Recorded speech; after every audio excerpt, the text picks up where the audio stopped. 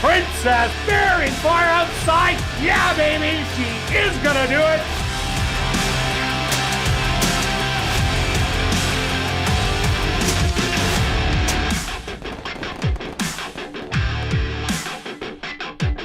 And welcome everybody to ASD Live, brought to you by Manitoba Liquor and Lotteries. Day 18 on the racing calendar. Quick look back at yesterday's racing action.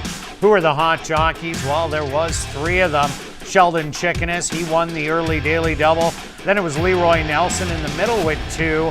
And then ending off the card, Jorge Carreño, he had the late daily double. Shelley Brown on the trainer side, she had 2 wins.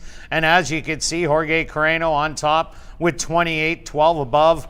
Stanley Chady Jr. in second, and Jerry Gorno almost double over Wendy Anderson, who has 12. And everybody's live today is what I see in the program. Guys, what did you see on the racetrack yesterday? Yeah, so I didn't get to watch the races live like I usually do, but what I saw watching it online was a very fair track. You had some on the lead or near the lead horses, and then you had some closers get up late. So nothing that you kind of really have to make notes about of track bias.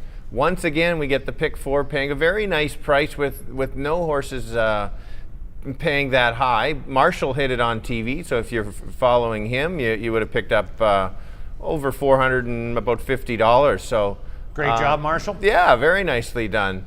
And so today, I think it can go either way. I could see the lot of chalk and maybe pay 50, or some of the big favorites lose and maybe 2,000. So we just have to beat maybe one big favorite in here, and that's what we're going to try to do today. So let's give it a shot, guys. All right, we're going to kick off the card with the $10,000 claimer for fillies and mares, 3-year-olds and up that are non-2-lifers. They're going to go the 6 furlong distance. Scratch number 5, Chill Out. And we're going to send it right over to you, Marshall. What do you like? Yeah, it's a good race to kick off the card. Final day of June. Tomorrow, of course, being Canada Day.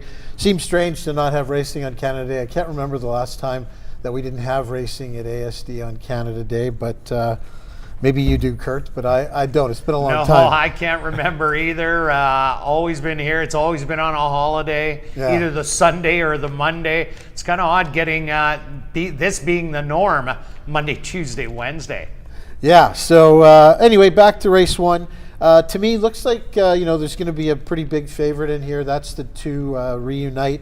And looks as though we've all actually taken the horse to finish anywhere but first. I like him to finish second. I mean, he's coming out of a key race. He was the big heavy favorite in that race. Had a 2-length lead in deep stretch, and then just got collared late by Sweet Design, who did come back to win again, as did the 3rd place finisher, Sue's Easter Girl. Reunite, I think, will have company on the front end today, and that's the 6-horse Maybella. Granted, the 6 is a 3-year-old, but she showed some good speed last out. That was in a stakes race against the undefeated Melisandre, who was also speed. She pressed Melisandre and then just faded. But I think she's, certainly if you go back to that first race where she ran a 57 buyer, showed some really good speed, pressing and taking over late. I think we'll see her being able to press the 2 Reunite. And I landed on the 3 Reason Why. Jerry Gorno, this horse is dropping down, coming back after only a week. Approximately, or a week exactly, actually. And this is a move that has been very good for Jerry. 91 starts doing this, 27%, so almost a third of the races he wins with this angle. 2 back, the horse ran a great race against Lil Miss Zach and Stevie Mack. Last time out, a little bit tougher, but we did see a real good deal come back and run well yesterday, again at the 10,000 level.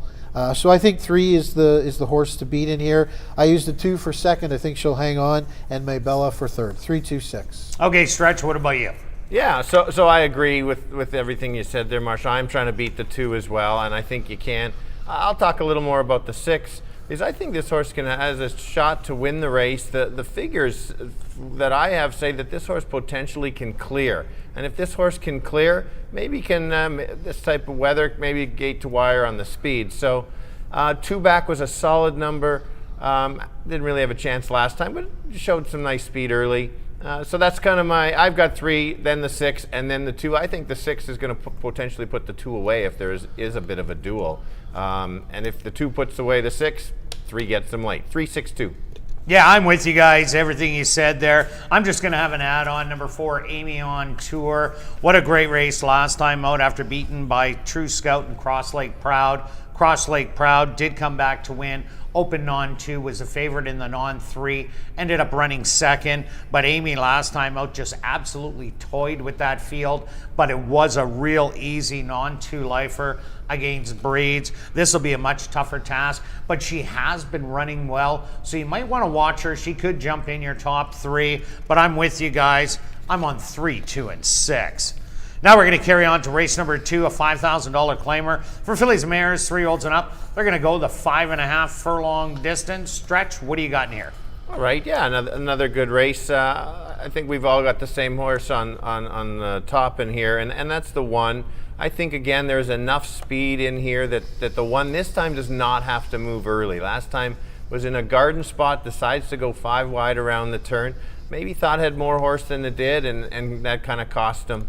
Or cost her, in fact. So I think I'm going to sit just off and take a shot from there. I then went to the 3 horse, a very troubled trip. You actually have to just throw that race right out. I lost the entire chance right at the start.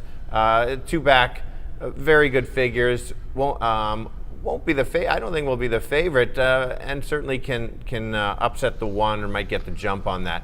Notice how I have the 2 second or third, I'm sorry, probable favorite. My notes on her, she had a loose lead by herself, no excuse to lose, and she did. The figures, it wasn't like it was a fast run race. Just because I think the horse has quality in there, I had to put it for third. I think it's a very good vulnerable favorite to beat. So I've got it 1, 3, 2. Okay, Marshall, what about you? I've got Storm Stride on top as well. Third start off the layoff. Last time out, it was a bit of a misstep, I thought, by Carreño, our leading rider. You don't see that often, obviously. He's at the top of the standings for a reason. But going 6 wide, yeah, I'm not sure about that move. We saw the horse that went 5 wide in that race, Victoria Moon, come back and win very, very nicely last night in a tough event. This horse today dropping in from 7,500 to 5,000, so gets a bit of class relief. I think it's her race to lose. The 2 Union Smarty, I think she'll get a bit of company on the front end with Fat and Bitter, who I really thought last time had a good shot to maybe wire the field. There was no speed. She barely got to the lead, so she is dropping in here, but I think if anything, they'll duel. I don't like the fact that Union Smarty obviously had that big lead in the stretch and then got collared late. But there is a claim on that horse. Jerry Gorno takes over. He's our leading trainer. We saw when Kirt did the standings, so there could be some improvement coming as well. I used the 2 for second. I think if there is a duel, the 2 will hang on. And then the 6 is my sort of longer shot for third. Third start off the layoff, ran evenly last time. I think she'll like the cut back in here. 1, 2, 6. Kirt? Yeah, I'm with Stretch here. I think there's a 3-way pace battle. Union Smarty, Sharp Contrast, and Fat and Bitter. So with all that pace, Storm Stride, last time out was sitting 5th behind a 4-horse duel. And as Marshall said, made the big wide move and really just couldn't keep up after that. And Wara was the horse that was sitting last, stayed on the fence, ended up winning, beating the big ride by Victorian Moon, who had a 5-wide trip in there. So Storm Stride should get a dream trip on the inside. I like also Sharp Contrast off that last race. I'm with Stretch, throw it out. Ran much better the time before against Anwara. So I think he'll run the same type of race. And Union Smarty going to Jerry Gorno. So I like the top 3, 1, 3, and 2. Now we're carrying on to race number 3, kicking off jackpot, pick 5 wagering, just under $130,000 in the pool. Our featured race, the Canada Day Stakes. And Marshall, looks like a 2-horse race to me. What about you? It does look like a 2-horse race, but I've got 2 different horses than you do. And Glenn's got 2 different, well, we all have the same one. So let's talk about her first. Miss Imperial. I mean, what can you say about this horse? She is total class. She's 5 for 8 lifetime at ASD. She's won 5 stakes races at ASD, and she was last year's winner of this race. So she's the defending champ. She won the La Vérandre last time out. That was her second time. so a repeat champion. She just pulled away in the stretch from Persistent, who looked to be home and cooled mid-stretch, I thought, and Miss Imperial just ran her down. Now, she has a great record on the slop, and it wasn't off track, so she may have benefited from that, but I still just don't see how she, isn't first or second in this race. It all depends for me who goes to the lead in here. I think Cypress Point on the rail is going to go to the lead. She didn't go to the lead last time. If you watch the replay, Half in a Wrapper caught an absolute flyer out of the gate, and she went right to the lead and essentially had a 2-length lead, a few strides out of the gate. And I think they just held back on Cypress Point. They were going to try and rate the horse. I think today they send Cypress Point right to the lead. She has won a stakes race here before. I do think she has the class to be able to take them every step of the way. So that's the horse I like in second. I don't see Persistent winning this race. I think she's going to have to chase Cypress Point, take over, and then hold off Miss Imperial. So Kirt, it is a 2-horse race for me. It's 3-1 and then 5 for third. Okay, over to you, Stretch. All right. Yeah, I don't need to talk about the 3. Marshall covered everything there. It is a little bit cat and mouse game of maybe the race shape. Jerry's got 2 horses, 1 and 2. I agree with Marshall. I think the 1's potentially going to the lead. And that's why I've jumped on the 2 as my second choice. It's all about the distance. 2 turns. This is my possible upset in case maybe the 1, 3, and 5 go out, battle early and go from there, and the 2 just kind of sits back in the weeds and jumps. If you take a look, that made a small run last time, not super noticeable, but it's just not the distance. I like this horse going the 2 turns. This horse's numbers actually go up when it's around 2 turns. A couple of the others that go around 2 turns drop a little bit. So that's why I think the gap can be closed. I'm probably thinking it's probably a 3-2 exactor. So that's my 2-horse race there, guys. Now, myself, I have 2 different ones, obviously. Miss Imperial did look absolutely dynamite last time out, but I think the speed in here is Persistent. Persistent last time out, if you watch that replay, this horse was bent in half, right in behind Half in a Wrapper, and then they let the horse go. It did open up. Miss Imperial ended up going on by, but that race last year that it ran in the distaff, it battled with Hidden Grace every step of the way, and I'd like to see a couple of these ones battle it out with Hidden Grace, who did break the track record before it was broken again at Century Mile and went down 6 furlongs in 107 and 3. Persistent does have some good races, beat them all first time out. Last time, restrained. I think they go to the front if it can get loose. Definitely, I think it might be able to even hang it on Miss Imperial, but even if they battle, I think she'll get the better of whoever she battles with. There really isn't a big closer besides Miss Imperial in here, so that's why I think it's all 3 and 5. Now we're going to carry on to race number 4, kicking off $25,000 guaranteed pick 4 wagering, a $5,000 claimer for 3-year-olds and up that are non-3 lifers, going 7.5. Stretch, what do you got? Well, we have another tricky but interesting race going 2 turns. It's not an easy one, but I ended up going with it. Unfortunately, probably going to be the favorite. I think it was outclassed the first 2 starts. It was a test to see if the horse belonged.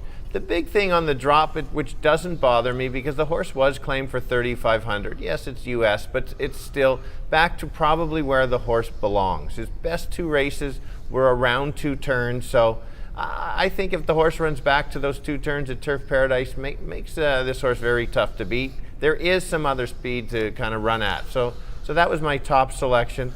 The 1 horse ran a very nice race last time. Figures are there, raced on the outside, made a nice turn, and basically finished up nice and evenly. So that horse certainly could pick up the pieces. And maybe if the 1 or the 4 is not back to himself, could certainly upset. Then I've kind of, I don't like leaving out the most speed in a race, and that's why I've used the 7. That'll be in my sequence, but just in case this horse gets away. Doesn't always like to win too often, but you don't want to leave out the speed. So 4-1-7.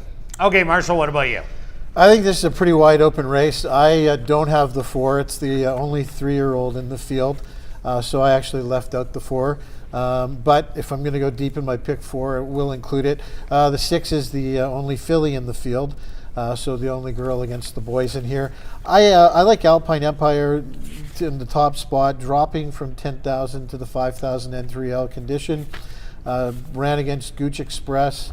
Cross Lake Proud was just nipped for second, almost got there, was running on nicely. I think this horse will appreciate the added distance in here, and 2 back, she just ran by the field in that N2L event.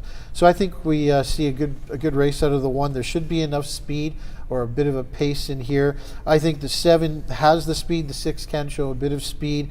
The 2 also I'm expecting with Neville up and dropping. That's sort of and back class, that's my sort of bomber in here. He may actually gun for the lead and try to get the lead. And so if he does, maybe he's tough on top. If not, I think there's a bit of a duel. So I went 1-7-3. Kirt? Yeah, I got the same as Stretch in here, but in my pick 4, I did take 5 horses this race. Whit Loves Tacos had a terrible trip last time, hopped at the break. The time before, battled every step of the way with Bumble Elgato, who jumped up after that into the non-4 life condition and ran a very game second in there. And Whit Loves Tacos could be the speed of the race, a little bit of a sleeper. But I like Mandrew because last time it did go around 2 turns. It was a winning effort, as it did win its non-2 and broke its maiden in its previous start. And that one also was at a mile. So Whit Loves Tacos speed, praised loudly, has moderate speed in there. Even Christmas Dance has some speed. But another horse to look at, Be My Macho Man, as Marshall said, might go to lead in here. I liked this horse a lot last year before it went to Century Mile. Checked twice down the lane in a rallying effort and just got beat at 6-1 and then went over to Century Mile. Did I play it there? No, I would have got 50-1 on the board. Stretch did. Pardon me? Stretch did. But Stretch did. There we go. Way to go, Stretch. And but this is a wide open 4th race. I'm taking 4, 1, and 7. Carrying on to race number 5, a $5,000 claimer for fillies, mares 3 and up that are non-3 lifers. They're only going 5.5 furlongs. Okay, Marshall, what about this one? Okay, well, I do like this race. I did make a note. The 4-horse Sesame is the morning line favorite. Dropping in, obviously, has been racing tougher. Second start off the layoff. It was a hot day that day. I made a note that the horse was a little washed out in the post parade, so maybe doesn't like the heat necessarily. She ran an okay race. She was dueled with a pressing Lil Miss Zach, really, who went gate to wire in there. So just maybe check in the post parade and see how she's doing today, because it is another hot day. But at low odds, I think there's enough speed on the outside in Lil Miss Molly to press the 4, duel with the 4, and set this up for the 6, Wits 10-10, who Stretch and I liked last time. And she had a really bad start. She made a nice move. I thought it was an athletic move, kind of on the outside, then ducked to the inside. She flattened in the stretch, but actually did almost look like for a minute she was going to get the job done. I think with a better break today, she'll be right in the race, and I think she should be able to get the job done at decent odds too. The winner of that race came back to win again too, Bell Strike, so further validating that race as a competitive race. So I used Witch 10-10 on top. I used Sue's Easter Girl for second, and I put Sesame for third. 6-3-4. Okay, Stretch, what about you? Yeah, no, valid, very good points that Marshall's made. I do like the 6 as well. I'm using 4 and 6. I'll just briefly mention about the 4. The drop bothers me a little bit, except that it's Craig Smith, who is 7 of 10 in the money. He's putting the horse where he thinks the horse can win. He doesn't want to wait any longer, figure that doesn't belong at that level. So that's kind of my angle. I don't necessarily think the 4 has to go to the lead. I think the 4 can just stalk and maybe take over from the 7. So that's why it is my top selection. And the same with Marshall on the 3. Nice figures, certainly could be there. So I've got it 4-6-3. Yeah, I got the same as you guys. The only thing to add on number 4, Sesame. Well, this horse would fit perfectly in a 10 non-3 lifer against the girls. Unfortunately, we haven't had a race yet for the 10 non-3 life girls, so that's why it's probably in this race. You either go for the 5,000 or you go against the first level allowance, optional 10,000, which is multiple winners. So that's a much tougher spot. This drop in class, I think, is just what the doctor ordered. Craig Smith, good percentage. Right there, that's my top selection with 10-10. As Stretch said, those are the 2 I like. I add Sue's Easter Girl just to round out my top 3. Now we're going to carry on to race number 6, a $5,000 claimer from Manitoba, Saskatchewan, North and South Dakota breds that are maiden 3 and ups. They're going to go 6 furlongs, and look who's starting. Stretch. Who do you like? Oh, geez, I don't know what to do in this race. I lost my last 20s. You've lost many 20s. 20s coming up, and I think you're up to about 4 or 500 at least 4 or 5 20s in here. So I don't know. The horse, it was a very disappointing race last time. Couldn't clear. Now adds another half furlong. What to do? The figures I have that this horse potentially can clear and get controlling speed, and if potentially the horse does get controlling speed, maybe finally I'll get a couple of the 20s back, but it certainly wouldn't be enough. At $3 probably. Correct. So that is my top selection. I can't leave the horse off just because, well, it's there. I will. Now I'm looking for who's going to beat my last 20. And I'm going to go with the 8 here. Watch the replay on this horse. The horse broke slow and then was green in the stretch as well, but had a really good gallop out for a first start. So I think this horse needs the extra distance, whereas the 4 can't handle the extra distance. So that's why that's my second selection there. And then again, looking for more trouble, the horses that could win. The special weight horse on the 7, maiden special weight dropper. That horse veered out, had some trouble, adds a workout, hasn't shown too much. This horse should drop to this level. So I like when horses drop when they really should. So 4, 8, 7. Okay, what about you, Marshall? Well, I tried to beat the 4. I watched the replay, of course, again, because I remember thinking, how could this horse have lost? Well, it did duel, in fact, with No More Secrets, who was also well-meant in that race. So they dueled. They basically, dueled each other into submission. And a horse that had a poor trip last time out came back and won. Henry is in control. So, I mean, it wasn't that bad a race if you really watch it. It certainly wasn't the outcome we were all hoping for. But I'm going to give my last 20 one last chance and see if we can get the job done. I am concerned that the 3 horse, We Need VLTs, Please, they're adding blinkers. He pressed the 4, My Last 20, and No More Secrets last time, 3 wide. I think he's going to show more speed today with the blinkers on. I don't want to see these 2 horses dueling, but I could see it happening, in which case you could get anything happening. I will have an all ticket, I guarantee it, in the pick 4, because sometimes you just can't predict what's going to happen. Kirt, give me 4, 3, 6. All right, I'm with you. I think my last 20 today is the day, even though we said that last time. No More Secrets was a girl against the boys, making her first outing of the year, and she ran lights out, good enough to put away my last 20. I don't see a horse like that in here, so I expect it to go to the lead, and We Need VLTs, Please, to chase every step of the way. And I do like number 8, Private Edison, to round out my top 3. Now we're going to carry on to race number 7, Jackpot High 5. That carryover approaching $25,000. Scratch the 4, Zen High. We have a maiden 5,000 claimer for fillies, mares 3 and up. They're going to go 6 furlongs. Marshall, what do you got in the last?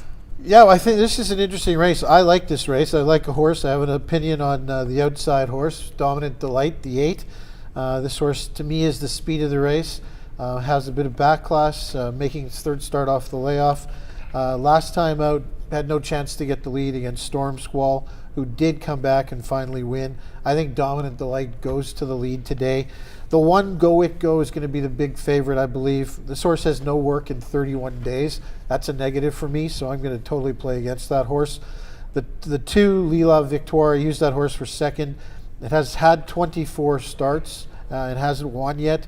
It could get the job done, but at low odds, I'm prepared to look elsewhere. But I do think that the horse has shown it's competitive here, so I used her for 2nd. And Gold Shaft, another horse I do think is a contender.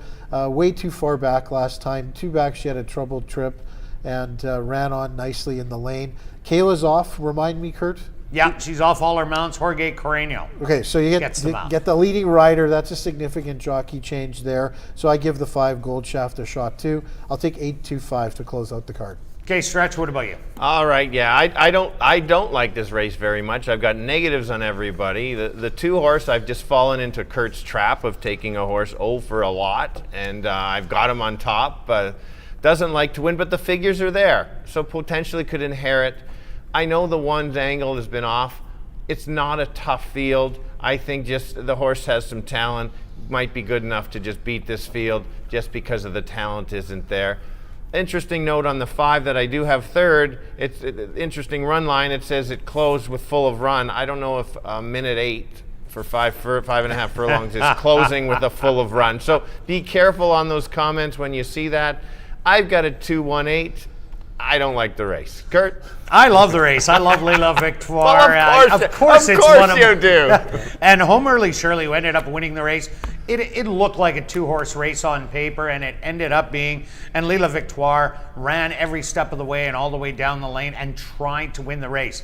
Is against a bunch of 3-year-olds today. There is one older horse, being Zoe Rhea, who does offer a little speed to the race. But I think Dominant Delight will take care of Zoe Rhea.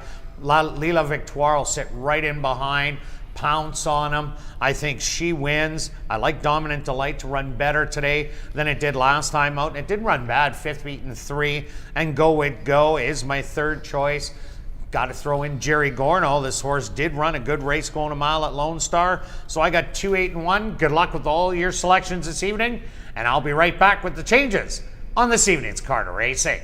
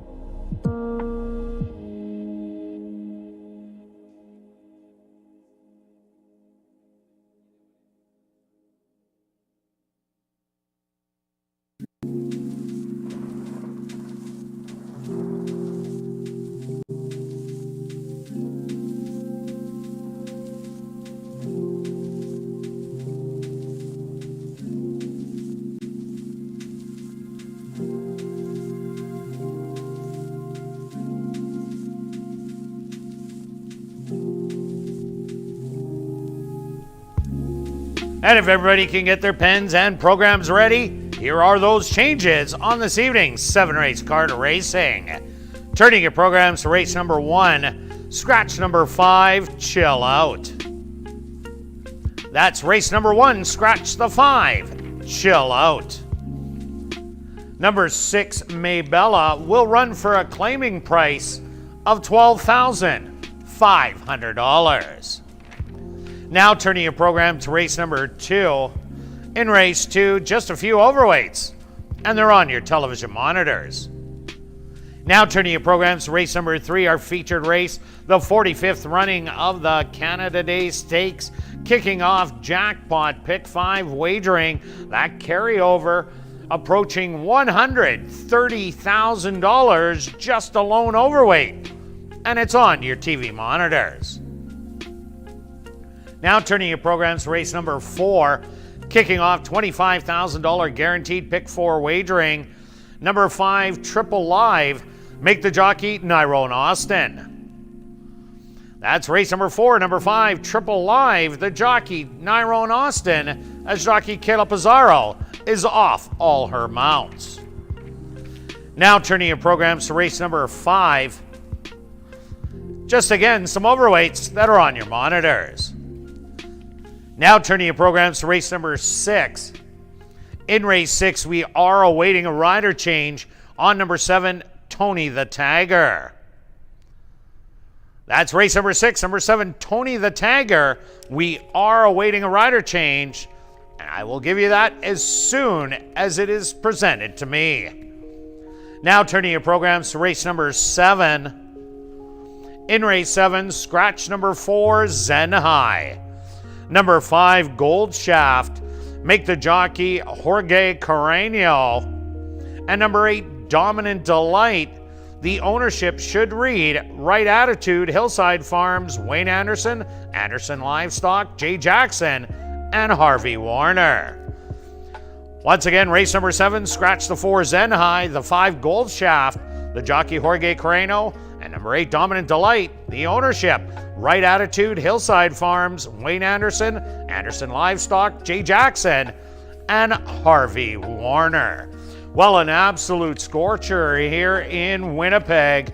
Currently under sunny skies, the temperature 30 degrees Celsius or 86 degrees Fahrenheit, and the track is listed as fast. Fast racetrack for this evening's 7-race card racing, and we're kicking off right here in race number 1 that goes to post in 16 minutes.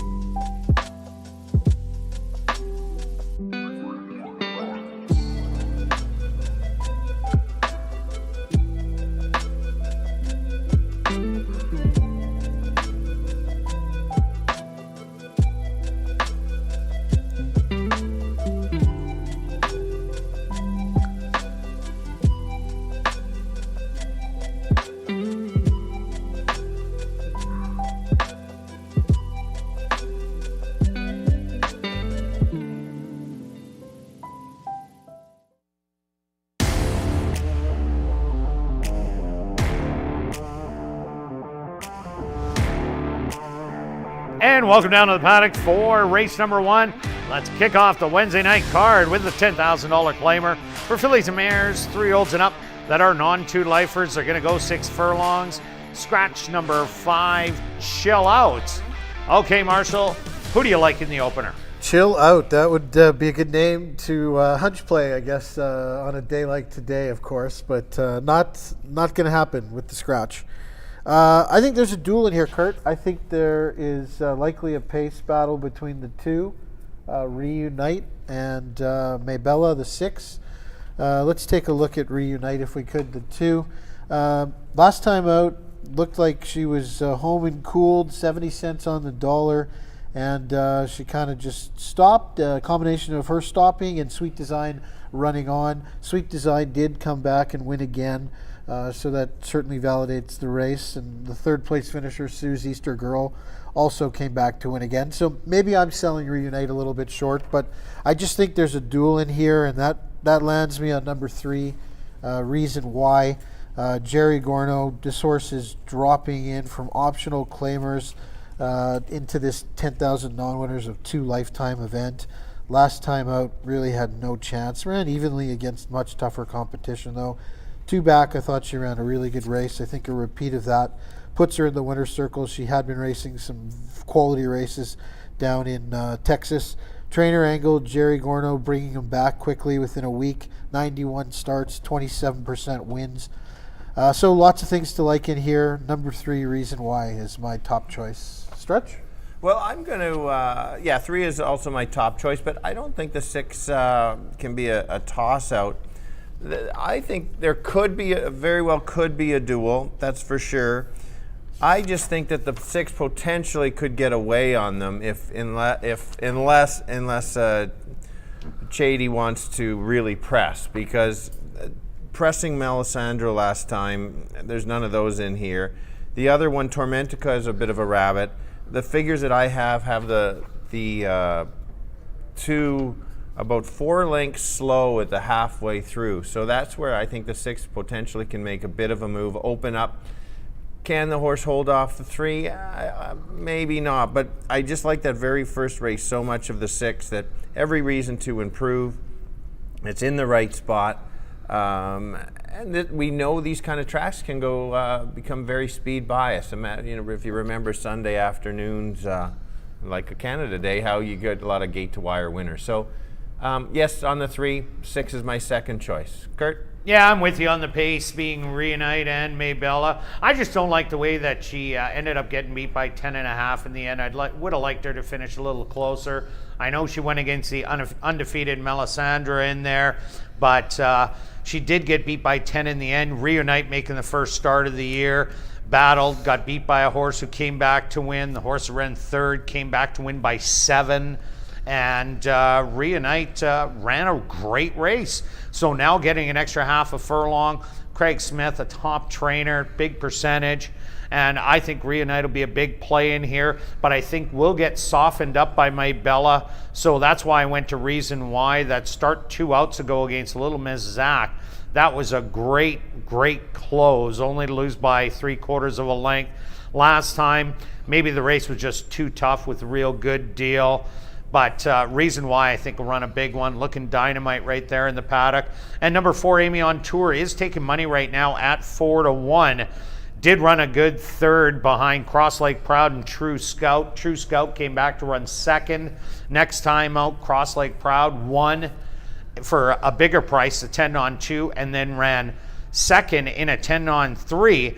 But then Amy on Tour came back, and Sophie McTrophy and Queen Jean, those 2 are nothing like this field. Yes, she won big, but she's really going to have to step up her game to get in the top 3. So let's go to our bets here in race number 1, and we're going to start it off with you, Marshall. Okay, I'm going to start. Wow, that looks familiar. There you go. Great minds think alike, right? Definitely. Okay, $10 double wheel for both of us. 2-3 All right. with the 1. Okay, Stretch, what do you got? It looks like something a little different. I never thought there were great minds that think alike. What is that? Anyway, that's you 2 minds think alike. Anyway, $5 exacta wheel, 3 and 6 in case the 6 gets away. I know I'm the only one on that island. And then The sleeper is the one that didn't get to talk too much. Second start, Jared Brown's been very good on some second starts this year. And a tongue tie on. There you go. Little equipment change? Yeah, could get the dream trip. If 2 and 6 knock each other out, that leaves it with the 3 with a bomber for second. There you go. All right, good luck with all your selections here in race number 1, and we'll see you back for race 2.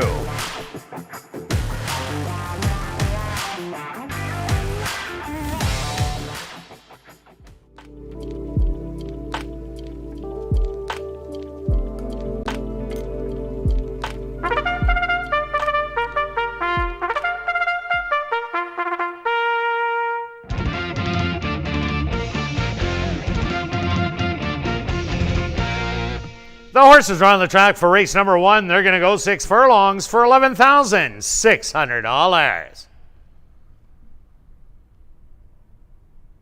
Number 1 is Just Call Me Candy, owned by Regal Group, Shamrock's Racing Stable, and Lorna Gray, trained by Jared Brown with Sheldon Chickeness. Number 2 is Reunite, owned by Dialed In Racing Stable, trained by Craig Smith with Stanley Chady Jr. The 3 is Reason Why, owned by Henry Witt Jr., trained by Jerry Gorno with Richard Mangley. Number 4 is Amy on Tour, owned by Arneson Farms, trained by Lee Pruitt with Jorge Carreño. Number 5, Chill Out, was scratched. Number 6 is Maybella, owned by Tom Payne and Elton Dickey, trained by Elton Dickey with Leroy Nelson. Early daily double wagering here in race number 1. They go to post in 6 minutes.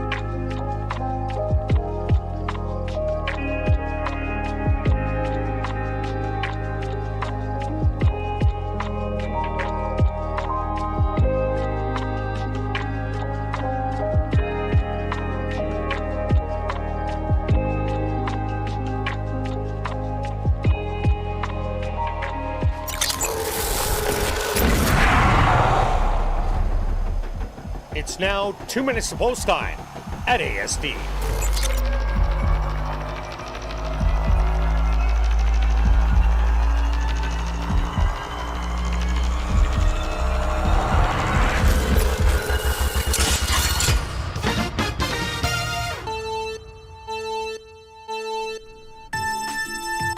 A tricky little race to kick off the card here at ASD. 4 of 5 horses being well bet. I like the 3 Reason Why the most. I think that drop from the optional claimers allowance level into this 10,000 non-winners of 2 lifetime gets this horse to the winner's circle. Potential duel between the 2 and the 6. Stretch?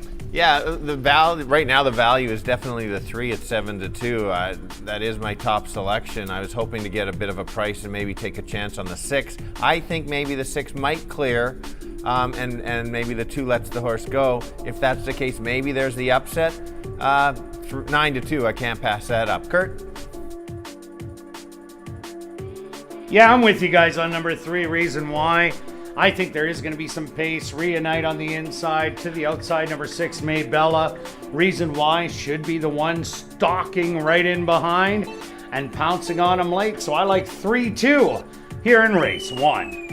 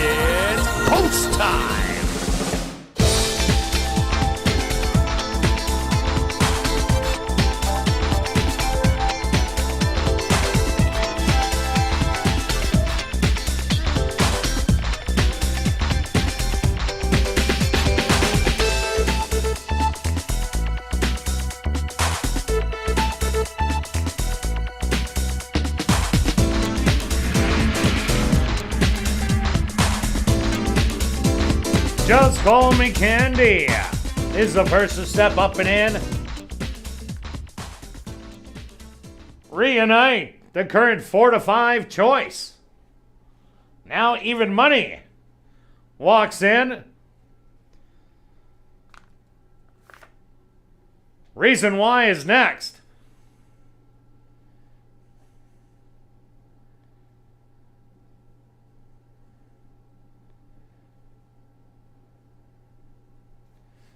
Two left to load. Amy on tour.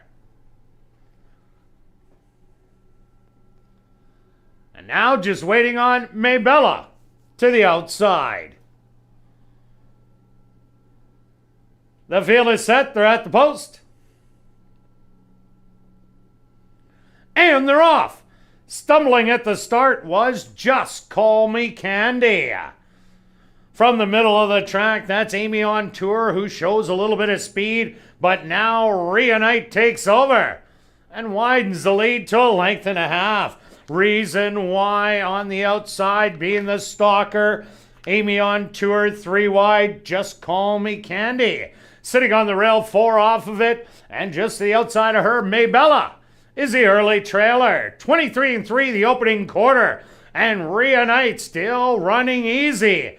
And widening that lead now to 2. Sneaking up the rail, Maybella in second. Third on the outside, Amy on Tour. Reason Why will have to get it going from 4th in the trailer. Still Just Call Me Candy, the half, 47-1. They hit the head of the lane, and Reunite still looking strong with the lead by 2.5. Maybella gonna try and sneak up the outside as they reach the 16th pole. Reunite, Maybella with the best stride, and she's going on by. Maybella is gonna take the opener. Reunite second best. Reason Why rallied for 3rd and 4th to Just Call Me Candy.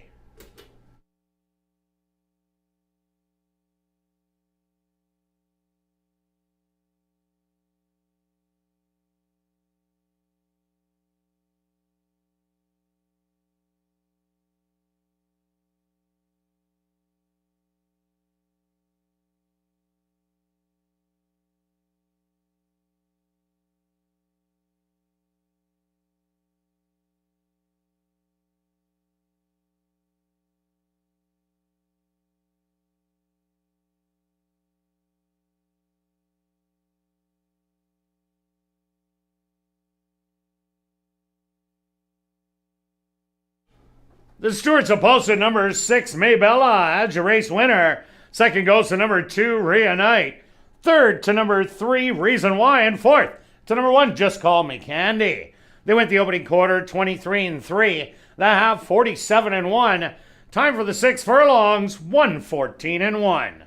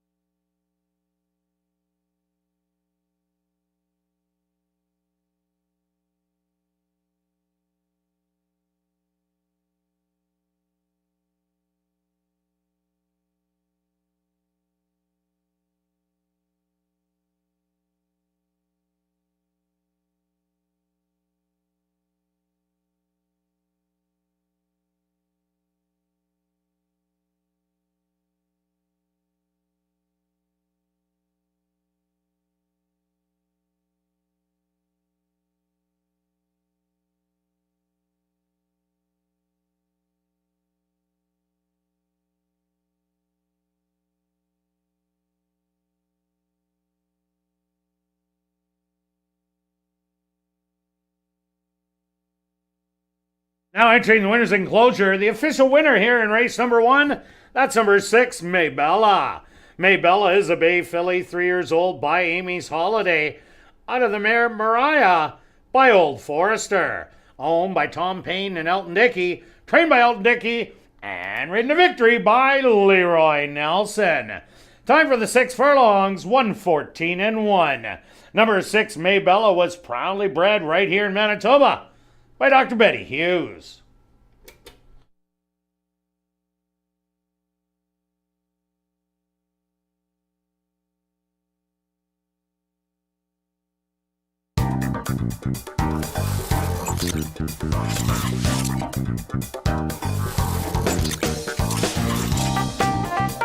Race 1 is official in the upcoming second race. There are no changes. Post time for race number 2, 20 minutes away.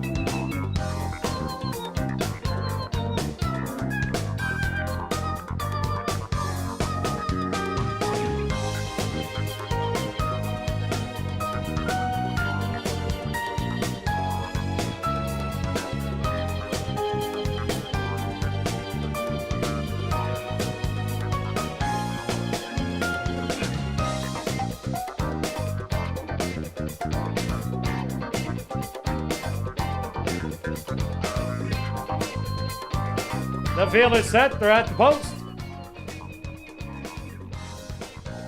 And they're off. Stumbling at the start was Just Call Me Candy. From the middle of the track, that's Amy on Tour, who shows a little bit of speed, but now Reunite takes over and widens the lead to a length and a half.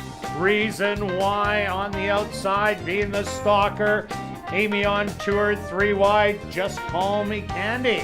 Sitting on the rail 4 off of it, and just to the outside of her, Maybella is the early trailer. 23-3 the opening quarter, and Reunite still running easy. And widening that lead now to 2. Sneaking up the rail, Maybella in second. Third on the outside, Amy on Tour.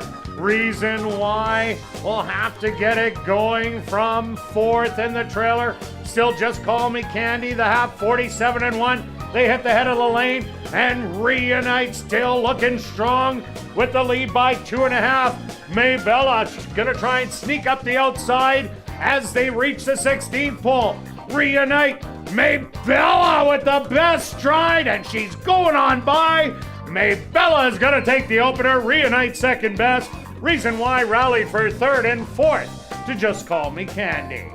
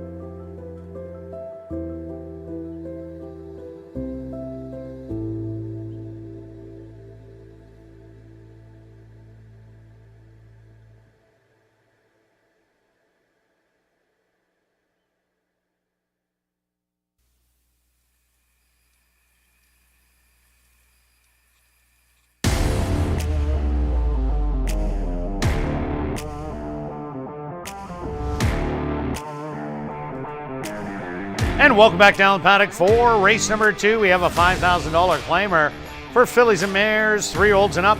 They're going to go the 5.5 furlong stretch. You're going to start it off. Okay, let's start with a very nice ride on Leroy last race on recognizing sat back, changing running style. Yeah. Moves up a nice move on the rail and then stays there basically and takes over late. And that's the one thing about young horses. You see them run with speed. It doesn't mean that they are a speed horse, as they are just learning. And Leroy just showed us that, going from the outside to the inside. And the inside was the place to be in the end, as he did get the win. Yes. And stretches on the board. Stretches on the board on the exactor there. There you go. All right. Here we go. That's old news. Moving on. We've got a good race here. I like the race. I think it's a wide open race. You're not going to get any big long shots in here. Let's start with the 1, Jake, if you can find the 1. We're all on the 1. We all saw the same thing. This horse was in the garden spot last time. I think probably maybe the jockey thought, I gotta go, I've got so much horse, I gotta go, and then everybody else, that's a good quality field that she was in. As you guys mentioned, Victoria Moon won last night, and you both picked that, and Real Good Deals won 2 races in a row as well, so right away tells you how competitive. So it's a small drop, but not giving away the horse, so I like that. I like the first race coming out, too short. We're right in between. The horse has 2 wins at 6 distances. I think the race kind of sets up with enough speed. There's multiple speed horses. I'll just quickly mention the 3 at 9-1, which is your overlay on the board by far. Both Kirt and I mentioned throw out the last race. It said broke slow. It at least broke slow, if not worse than that. 2 back, the horse ran a very, very nice race. And you'll notice who this horse lost to by a 1 1/4 lengths. Anwar. Anwara. Yeah, I got part of it right. You did. So now you're comparing 1 and 3. So that's why that is my second selection. Okay, what about you, Marshall? Yeah, I just want to mention, I'm looking at an HPI bet. I've got notes. I've got those little yellow sticky notes on pretty much every horse in the race. And if you're doing a good job taking trip notes, you should have a pile of sticky notes as the meet goes on as well. It's a really easy function in HPI bet. You just click on the horse's name, and along the right-hand side, you can make notes, and it saves it for you, so you can record a bunch of different trip notes. Yeah, so, I lose them because I write them on my hand. Yeah. Right. So that's why you put it on the computer. Definitely, and not on that's the way to go. This is the way to go for sure. But if you don't have HPI bet, there's also electronic stable mail. You could register for it Equibase, just so you get notified when the horses that you're watching are coming back to run, so you get to play them again. So just a couple of thoughts for you. Yeah, this is an interesting race. I think there's potentially a duel in here, or at least a quick pace. Union Smarty last time out had a big lead coming down to the near the end of the race, and then just sort of Bell Strike was able to run her down. So that's not inspiring to me. I think she'll have company on the front end today with the 3 Sharp Contrast. You mentioned the bad break last time. Fat and Bitter, another horse that's dropping from 7,500, will show some speed for at least a half mile as well. So I think it'll be a quick pace. Storm Stride, 3rd start off the layoff. I think Carreño sits the trip this time and is more patient with the ride. And if that's the case, then should have a good shot down the lane. So I like the one on top, and maybe the 6 eye-catching for 3rd. Kirt? Yeah, I'm all over the 1 in here. I think Fat and Bitter, Union Smarty, and Sharp Contrast are all going to offer speed to the race. Even though it's only going 5.5 furlongs, I think there is going to be a battle. Storm Stride, as you said, made the wide move last time out. If he would have sat, Jorge would have sat on the rail like Anwara did, the rail opened up, and Anwara just got a gravy trip there off the big duel that did happen. And I think Storm Stride's going to be the one doing that today. Bella Galena, we see, is taking all the money right now at 9-5. They're thinking this horse is going to rally off the pace coming out of the 25 non-winner, but it is taking a big jump up to this $5,000 level. This is a whole different game of horses.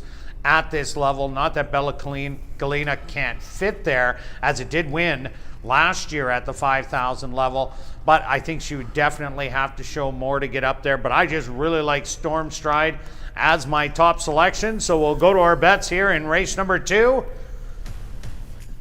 And we'll start it off with you, Stretch. All right, I decided, I'll let everybody know. I saw that what you guys were betting, and then I wanted to switch it up because I probably would have bet a win bet. I've stepped it up, got a little extra cash right now. $5 pick 3-wheel. Not you guys level at the $10 one, just a $5 one with 1, 2, 3 with 2, 3. All right, Marshall, you're on the pick 3 bandwagon too. I'm on the pick 3 train, yeah. Give me the one single here with 2 horses and 3 horses in the third. And myself, it looks like we all need Storm Stride in here to be alive. I'm going straight 30 to win on the 1. Good luck with all your wagers here in race number 2, and we'll see you back for race 3, our featured race, the 45th running of the Canada Day Stakes, kicking off jackpot pick 5 wagering.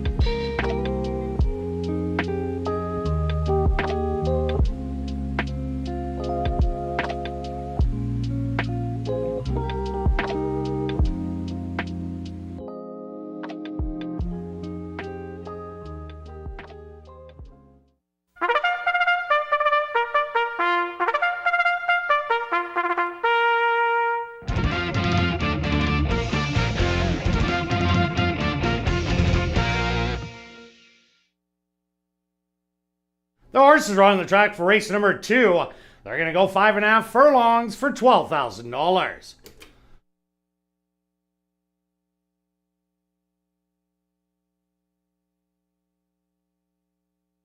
Number 1 is Storm Stride, owned by Garth Grider and Violetta Adamchuk, trained by Jared Brown with Jorge Carreño.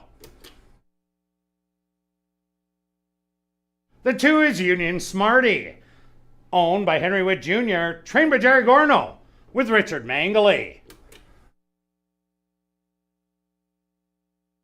Number 3 is Sharp Contrast, owned by Just for Kicks stable, trained by Sean Moran with Sheldon Chickeness.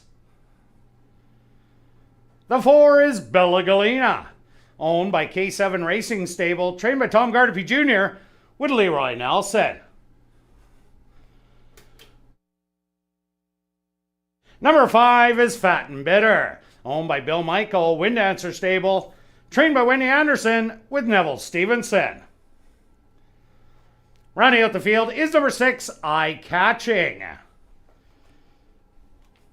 Owned by Hardball Stable, trained by Stephen Gaskin with Stanley Chady Jr. Post time for race number 2, 4 minutes away.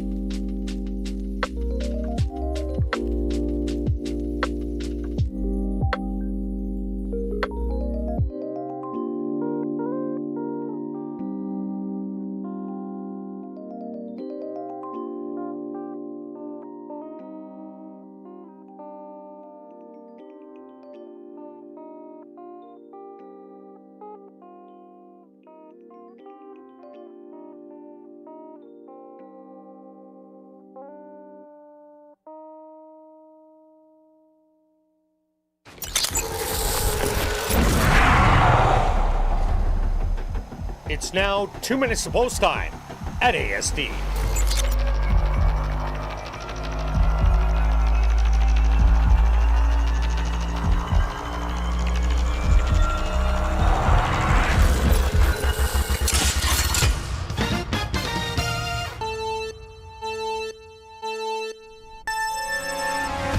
I'm looking for a duel in here. I think the 2 Union Smarty, the 3 Sharp Contrast, who had a bad start last time, and the 5 Fat and Bitter, all like to be honored near the lead. I think that sets things up for Storm Stride, dropping in from 7,500. Jorge Carreño keeps the mountain here. Went 6 wide last time, but I think he gets a good trip today. Okay, yeah, no, I agree with you on the 1. That is my top selection, but just looking at the value right now, 3 for me is absolutely the value. Tough trip last time. I don't think it has to be on the lead. I'm hoping this horse might just sit just off, make the big move, and maybe get the jump on the 1 because maybe 5.5 is a little too short. Kirt? Yeah, I'm with you guys on number 1, Storm Stride. I'm seeing the same pace battle emerge that Marshall is between 2, 3, and 5. Maybe take a look at number 4, Bella Galena, who is moving way up, but is a rallier, as is number 6, Eye Catching. But I like the 1 here in race 2.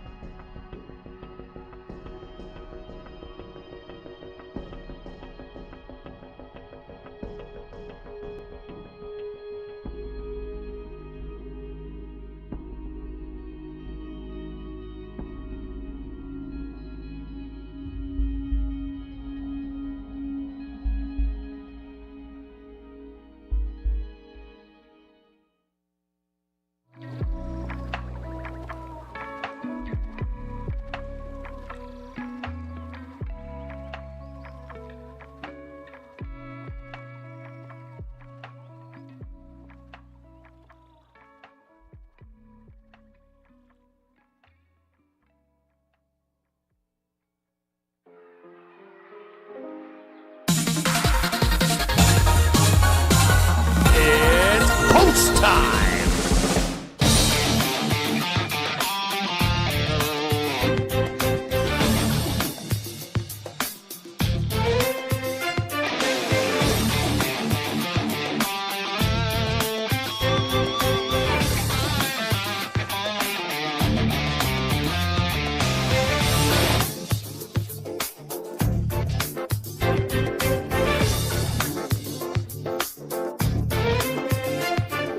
Stormstride, the first to walk up and in. Union Smarty, the 6-5 favorite, is in. Next up, Sharp Contrast. Actually, it's going to be Bella Galena. She's in. Now Fat and Bitter's turn. 2 left to load. Eye Catching.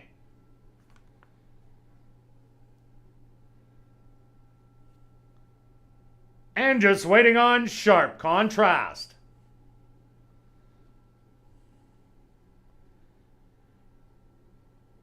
They're all set. They're at the post.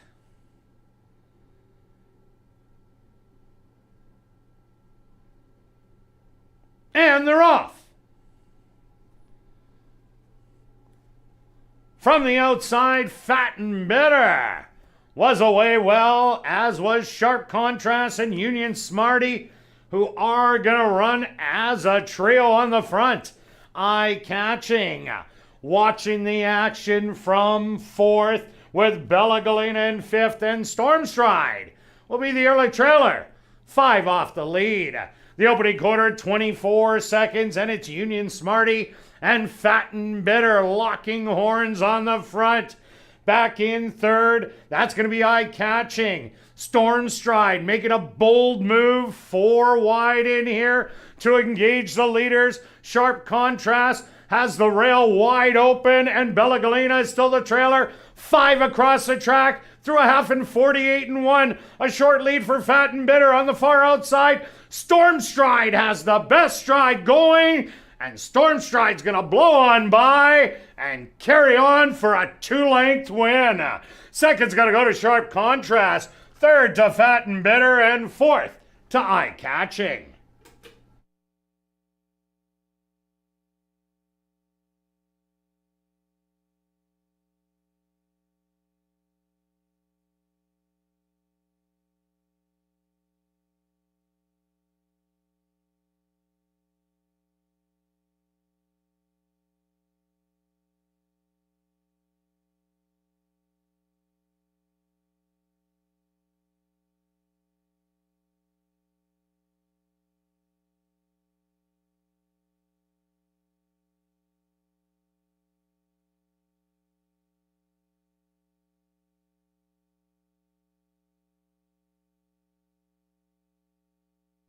The stewards posted number 1 Stormstride as your unofficial winner. Second goes to number 3 Sharp Contrast.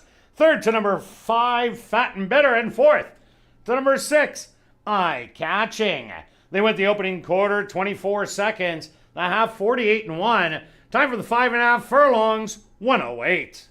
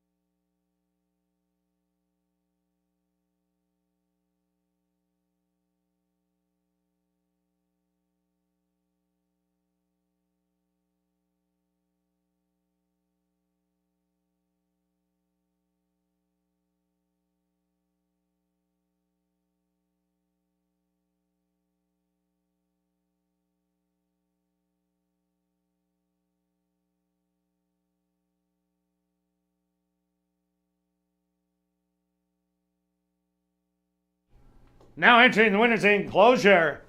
The official winner here in race number 2, that's number 1, Storm Stride. Storm Stride is a chestnut mare, 5 years old, by Shackelford, out of the mare Falling Springs by Mr. Prospector. Owned by Garth Grider and Violetta Adamchuk, trained by Jared Brown, and ridden to victory by Jorge Carreño. Time for the 5.5 furlongs, 108.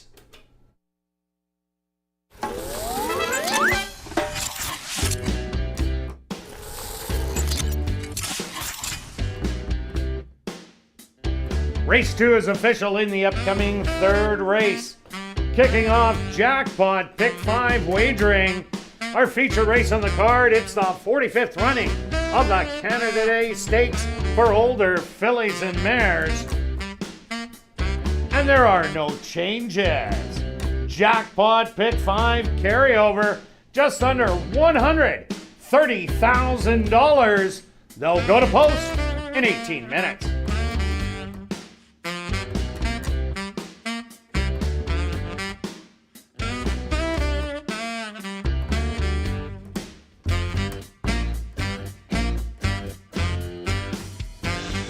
They're all set.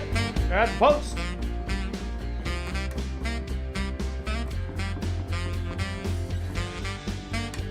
And they're off.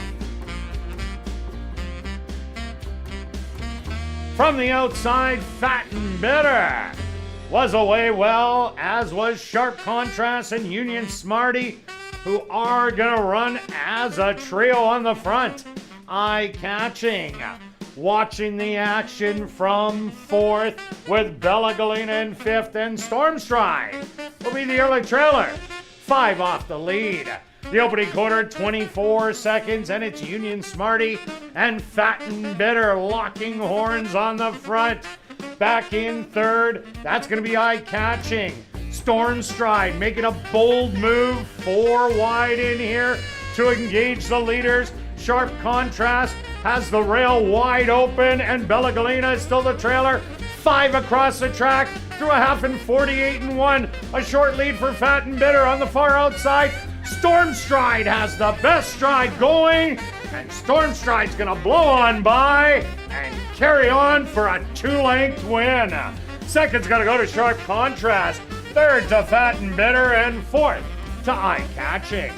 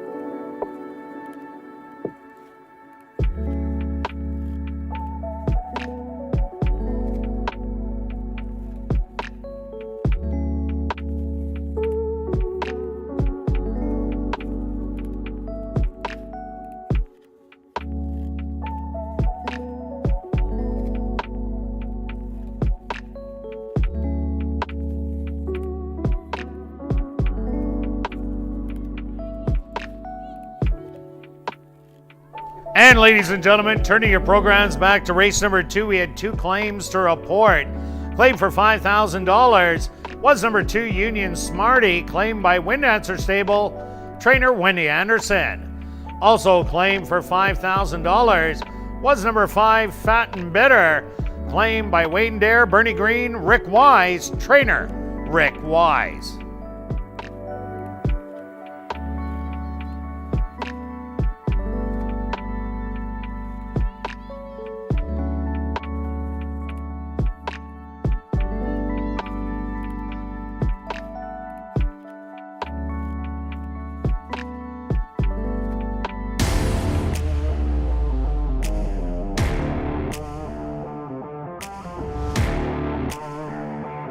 And welcome back down to the paddock for race number 3.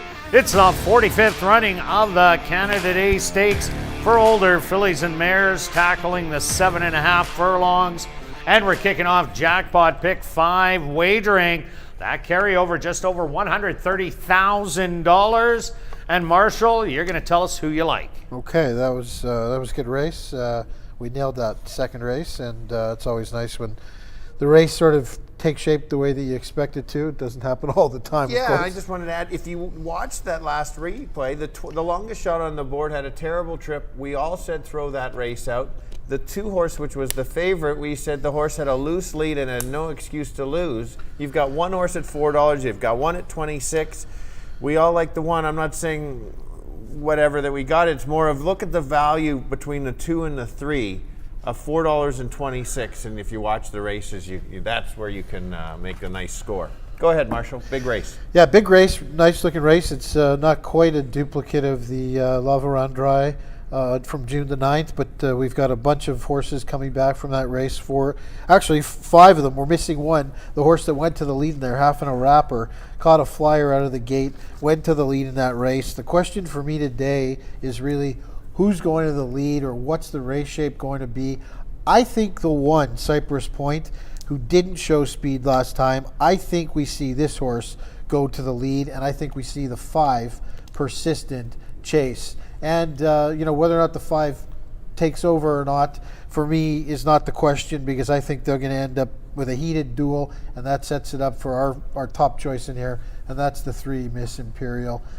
Miss Imperial has won 5 stakes races at ASD. She's had numerous victories at fairgrounds, optional claimer events there, and at Oaklawn Park, where the racing is significantly tougher. She's just one hell of a nice mare. She's won almost 50% of her lifetime starts, and you can just keep going on and on and on. And Murray Duncan, well, what does he do? He just wins stakes races year after year. So I think the 3 is a deserving favorite. I think the race really likely sets up for her, and she just scooted away down the lane. So, Stretch? Yeah, so I'm going to start talking about the long shot. I agree. I agree with you completely on the 3. It's more the 2 trying to find a price, because I think the 3 could go off as a $3 favorite. And the key to this on the 2 at $21, it won't go off at 21, but they're stretching out 2 turns. This horse's best races are going around 2 turns, or even 6.5 furlongs at Delta. Yes, it was at 10,000, but then slowly moved up. It won when it dropped. I like, at least if maybe it was in for the 5, but at least the horse won convincingly. Jerry's got the 1 and the 2. They're both not going to go to the lead. I think the 1 is better on the lead, so that's why I think the 2 is going to sit just off. That's my long shot to get the exactor for me. Yeah, Jerry loves to send one of his horses at least to the front end, but I don't think they have the speed of number 5, Persistent.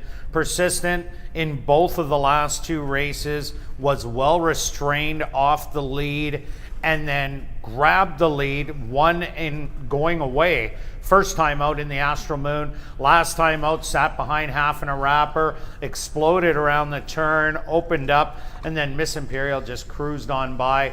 I would if Persistent gets the lead easy in here, she just might be able to go all the way, but just Jerry's style is at least sending one of them to go after her. But I think she is the quickest in here, and she will get the front end, but eventually Miss Imperial, who won't be sitting too far away, I say within 3 lengths, 4 tops, but I'm probably 3 behind the early leaders. She'll be able to pounce when they start weakening, because she just looks so good when she went by last time out. So I got it those 2, and I'm throwing Cypress Point in for 3rd. Let's go to our bets here in race number 3 as we are kicking off that jackpot pick 5. All right, you guys went to the pick 5, so we're going to start off with you, Marshall. Yeah, I've been playing the pick 5 the last couple of race days, so tonight I'm going to keep going with it. I took 2 horses in here. I think, you do need to beat Miss Imperial, I think, to win the pool, but maybe I can do that with the 1. Spread out in the next, in the rest of the legs, basically. Taking 5 horses in the next leg cost me just under $60. All right, Stretch, pick 5 for you also. Yeah, same kind of thing. I'm not spending lots. I wouldn't. 2, 3, and 5 are not equal for me, but at $38, I can put them on the 1 ticket. Marshall made it. If the 3 wins, the likelihood of it going is probably not. That's why I'm got to go for the 2 middle, those kind of middle legs, the 4, 6, 4, 8. I've got 1 favorite, 1 long shot. Maybe if I got both long shots, it could come in. And Kirt, I see your standard $20 straight. Why wouldn't you? Betcha. I love doing them, and I'd rather get my money after this race than have to wait until race number 7. I'm going to $20 straight. It's actually 351, not 315. You see my selections on top. Oh, there we go. Stretch, are you sure you didn't change that on me? Yeah. You might have. Good luck with all your wagers here in race number 3, the Canada Day Stakes. And we'll see you back for race 4, kicking off $25,000 guaranteed. Pick 4 wagering.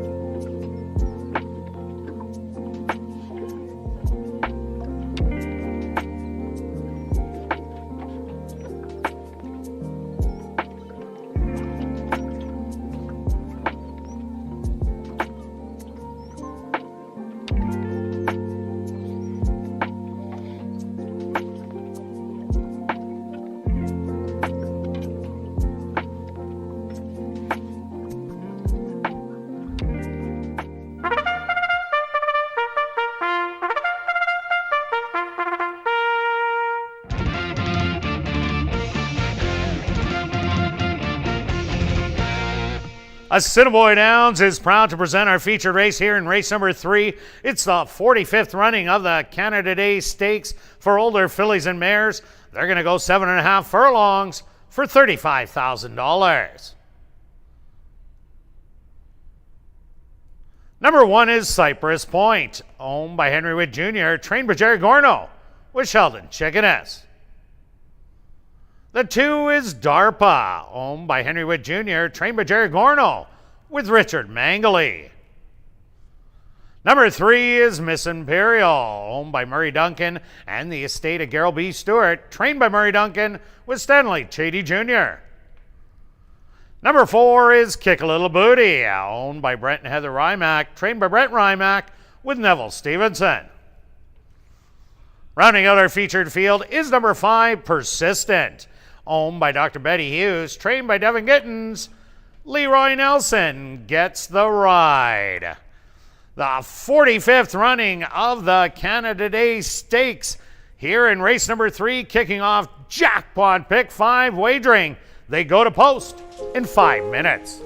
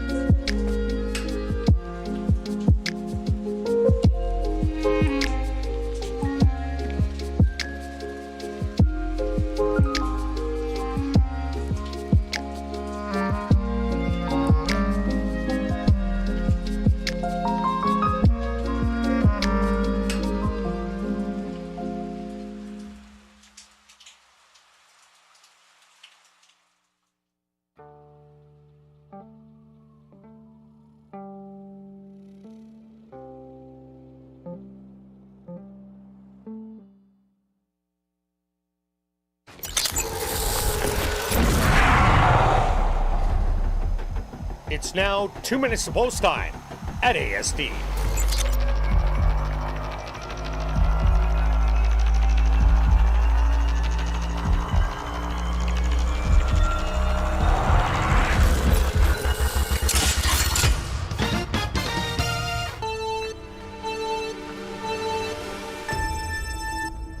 I'm on the chalk in here. I think there's a duel likely between the 1 Cypress Point and the 5 Persistent. Sets it up for Miss Imperial to grab her 6th stakes race here at ASD. The horse is 5 for 8 lifetime at ASD, has won almost 50% of her career starts, not only here but at fairgrounds in Oaklawn. Stretch? Yeah, if you're thinking there's a duel, I kind of think there's a duel, or if the 5 gets clear, then the 1 has to chase. 3 is, I think, is the best filly on the grounds when she's ready to go, and she is. My sleeper is the 2 horse. Maybe that completes a bit of an exactor price, 3-2. Kirt? I have it down to a 2 horse race here. Miss Imperial, the obvious choice at 2 to 5 right now. Her stalking the speed no matter who it is. But I think Persisting goes out to the front. Her race against Hidden Grace in the Distaff last year was a dynamite effort, and she looks better than last year. So she does have a chance to steal it. Good luck here in race 3.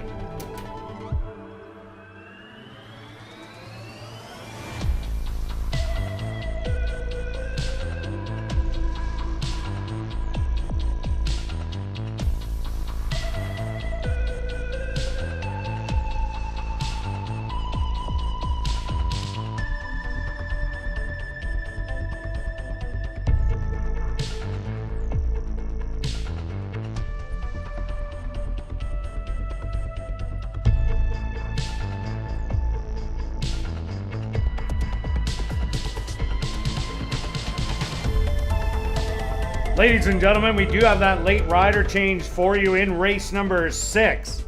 In race 6, number 7, Tony the Tagger, make the jockey Leroy Nelson. That's race number 6, number 7, Tony the Tagger, the jockey Leroy Nelson.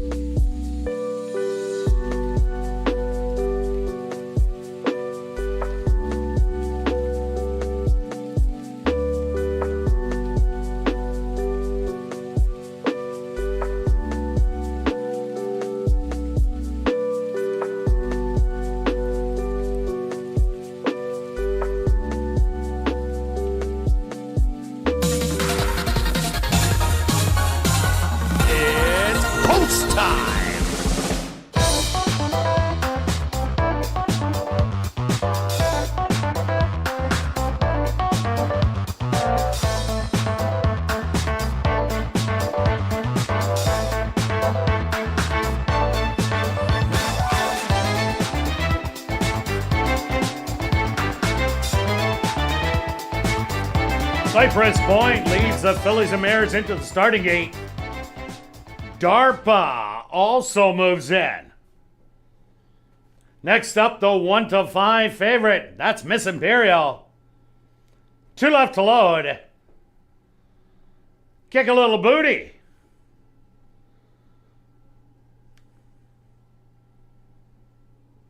And now just waiting on Persistent.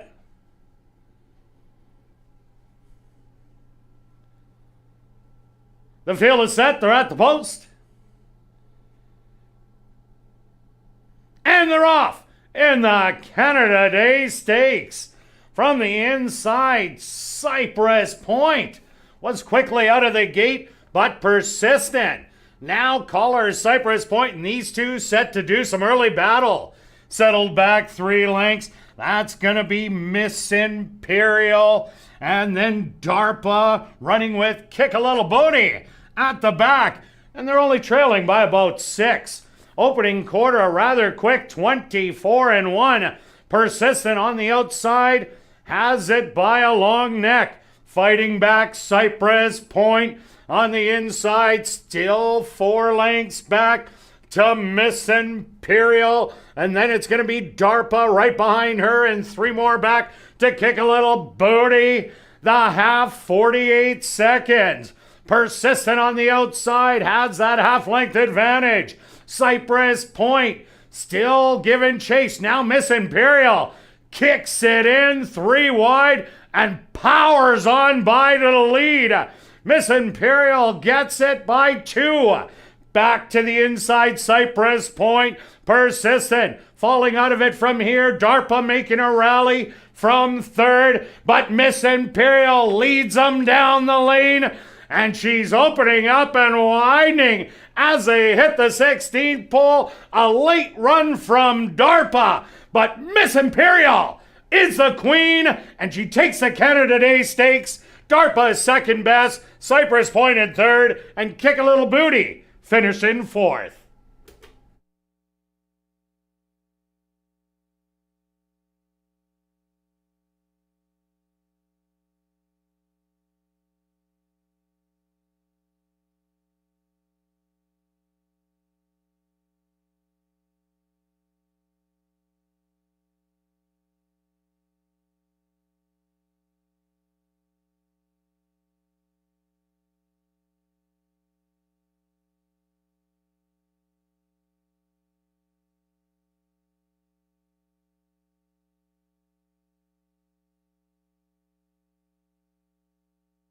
The stewards have posted number 3, Miss Imperial. As your race winner, second goes to number 2, DARPA. Third to number 1, Cypress Point. And fourth to number 4, Kick a Little Booty. They went the opening quarter 24-1. The half, 48 seconds. 6 furlongs, 114. Time for the 7.5 furlongs, 135.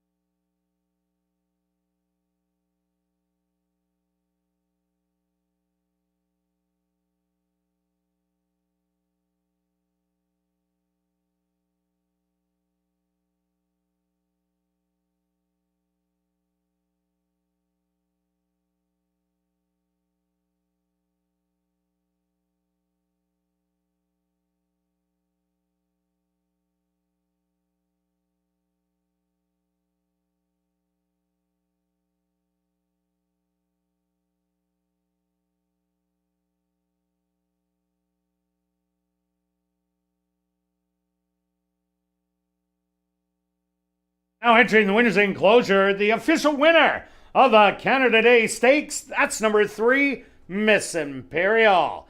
Miss Imperial is a dark bay or brown mare, 5 years old, by McLean's Music. Under the mare Miss Cappy by Skip Trial. Owned by Murray Duncan and the estate of Gerald B. Stewart. Trained by Murray Duncan and ridden to victory by Stanley Chady Jr. Time for the 7.5 furlongs, 1:35. Assiniboia Downs is very pleased to have on hand our CEO, Darren Dunn, to make the trophy presentation to the winning connections.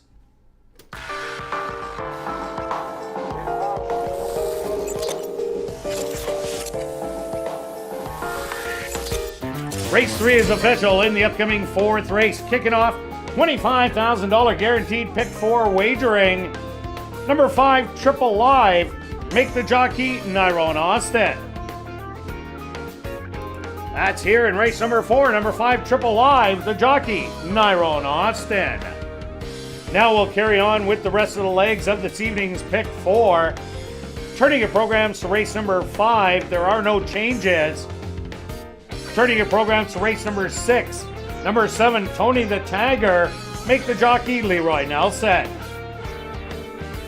That's race number 6. Number 7, Tony the Tagger, the jockey, Leroy Nelson. Now turning your programs to race number 7.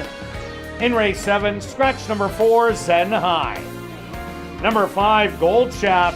Make the jockey, Jorge Carreño. And number 8, Dominant Delight. The ownership should read Right Attitude, Hillside Farms, Wayne Anderson, Anderson Livestock, Jay Jackson, and Harvey Warner. $25,000 guaranteed pick 4 wagering starts right here in race number 4. They go to post in 20 minutes.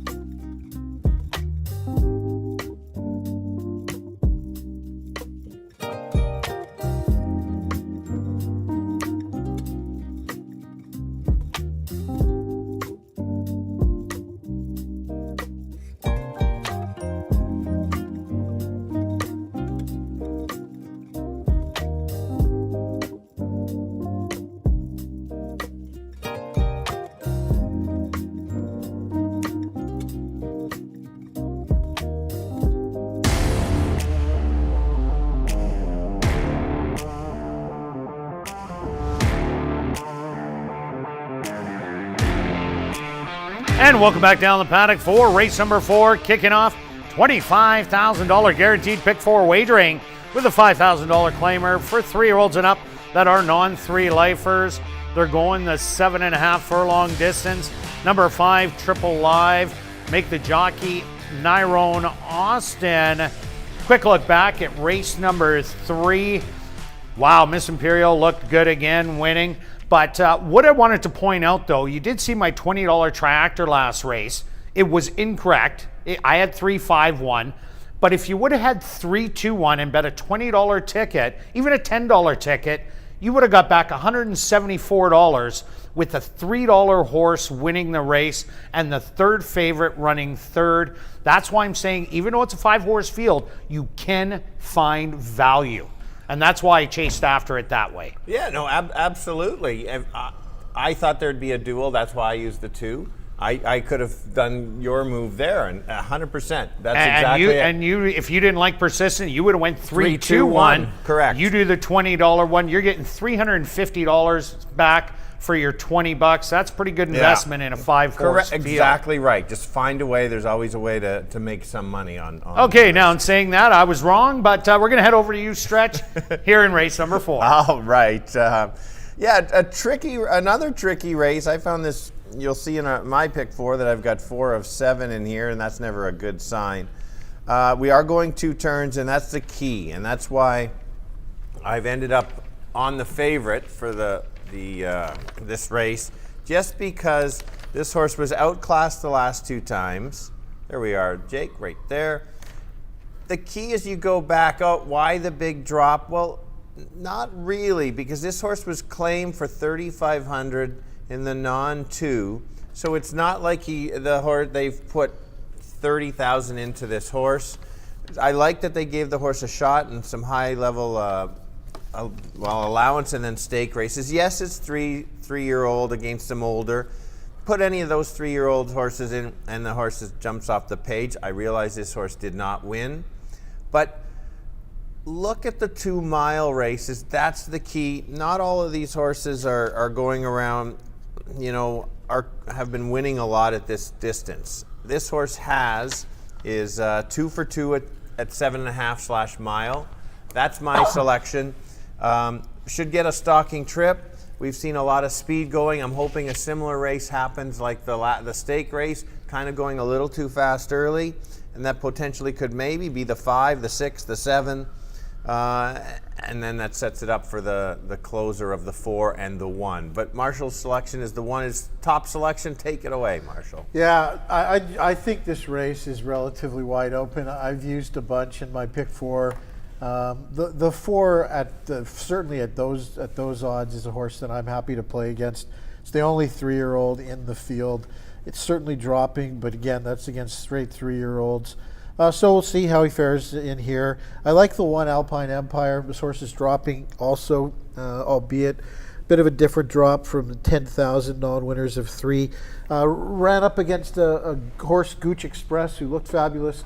Was racing at Golden Gate prior to his arrival here at ASD. Cross Lake Proud, a really nice sprinter. So it was a decent field for sure. I think we see Gooch Express come back to potentially win again, or certainly run well. So I like the drop in here. 2 back, he ran a nice race at the N2L level, and I think he gets a setup potentially with a duel with the 7 and maybe the 2. I think bye Macho Man with Neville Stevenson taking over the mount. I think he's going to show more speed in here and potentially duel with the 7, maybe even the filly, the 6, the girl against the boys. She's shown some speed, so I think we see a duel or a fast pace. I like the 1. Kirt? Yeah, I'm with Stretch. I like number 4, Mandrew. Had to run against City Champ the last 2 times, and City Champ is undefeated. And earlier on in the card, if you go back to race number 1, we seen Maybella had run against Melisandre, an undefeated 3-year-old filly, and she ended up beating him because she was against much tougher, and she ran down a loose speed horse. Mandrew might just do the same against these. When you're testing those really tough ones, hard to keep even close, and this horse was only 8 lengths behind. How would the rest of these do against City Champ? I think they would do not as well, because most of them are route horses, but Mandrew does really well going around 2 turns, broke the maiden, broke the non-2, and convincingly in both of them, and was well bet. So I like Mandrew. Alpine Empire, a good rallier on the inside. Always good to have that inside post, and Praise Loudly. Good race last time. I'm 4, 1, and 7. Let's head to our bets here in race number 4, kicking off that $25,000 guaranteed pick 4. All right, so what do you got in here, Stretch? Okay, yeah, yesterday was a nice pool of over 35,000, so that was good. So we flew over it. I've got the 1, 4, 5, 7 in the first leg. Like I said, it's wide open. You can see all of our tickets. I think I could have take both favorites in those other 2 legs, but I took a long shot in there on both, trying to get it to pay. Hence why I had to spend the 64. All right, over to you, Marshall. Yeah, I think this first leg's wide open, as I mentioned, so I'm going 5 deep. I've singled a horse in the 3rd leg. Could be a suspect single.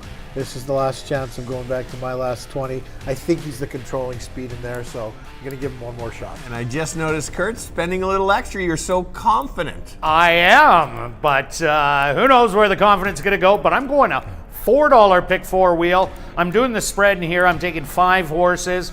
Next leg, I'm going for the Kia Sesame, taking the drop.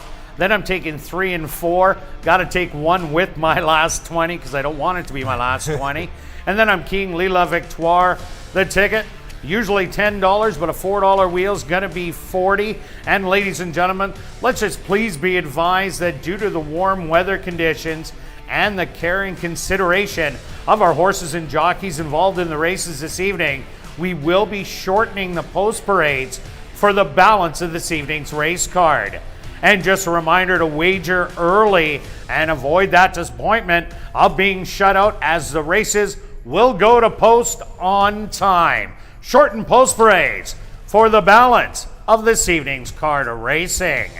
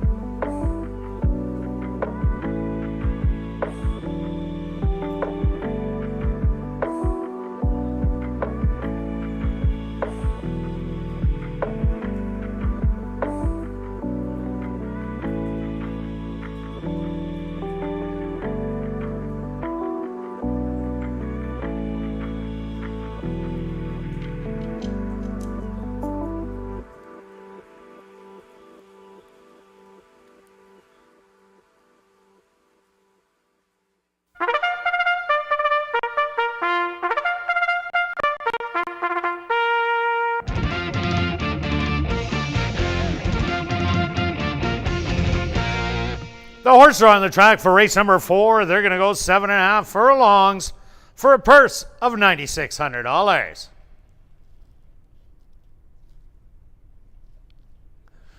Number 1 is Alpine Empire, owned by Scott Horace, trained by Jerry Gorno with Leroy Nelson.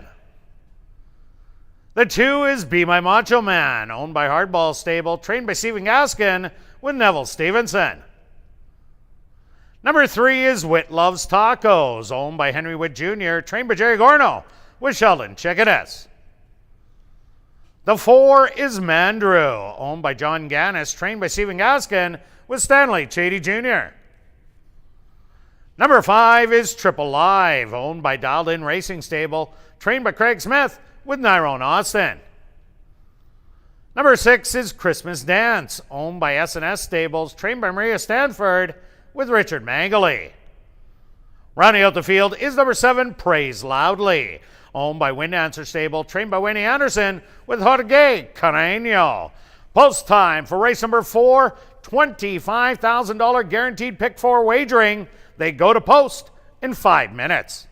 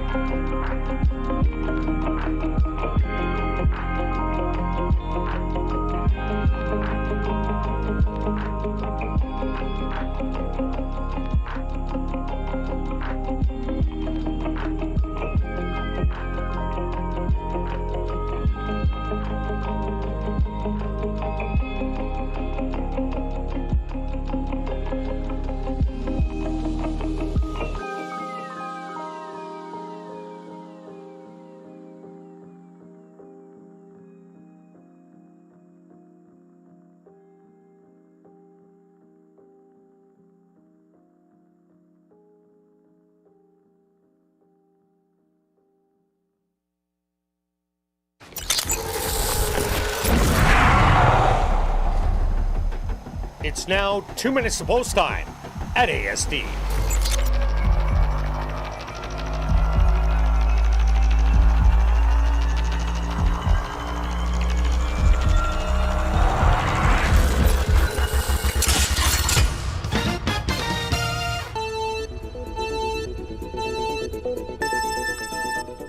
Pretty wide open leg to kick off the pick 4 here. I like the 1 Alpine Empire. I think the horse gets a nice little drop from 10,000 non-winners of 3 lifetime.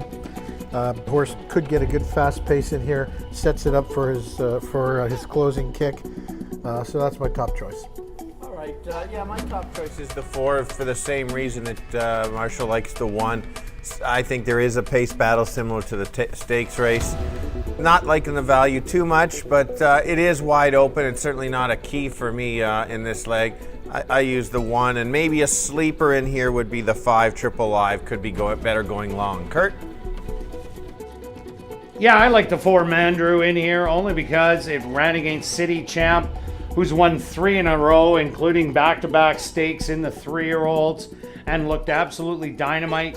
This horse won its maiden and its non-2 going long. If you like a trouble trip horse, look at number 3, Wit Loves Tacos. Good luck here in race 4.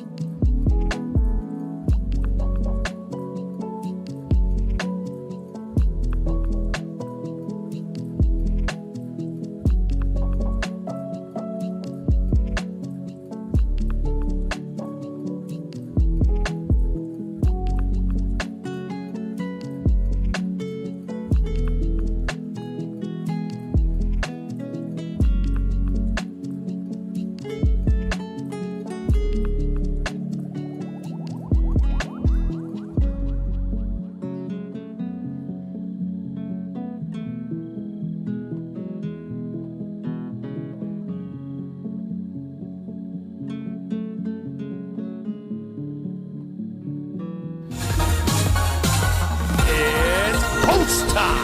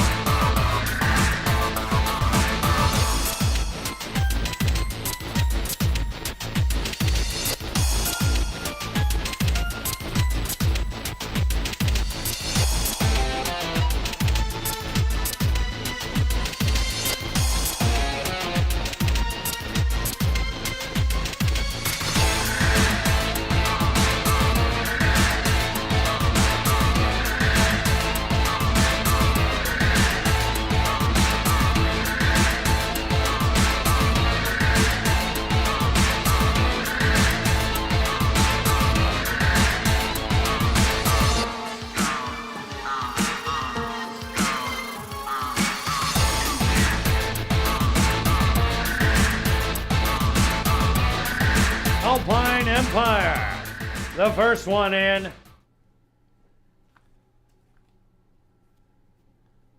Be My Macho Man, the next to step up.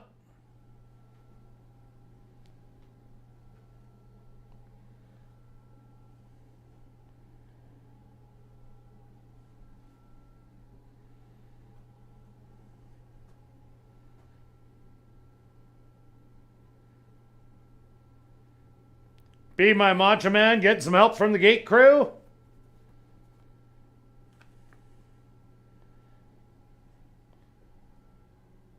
And he's now in.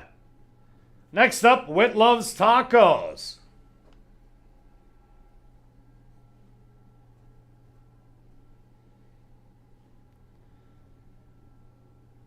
Now it's Mandrew's turn. Triple Live set to go in. 2 left to load. Christmas Dance, lone filly in the field.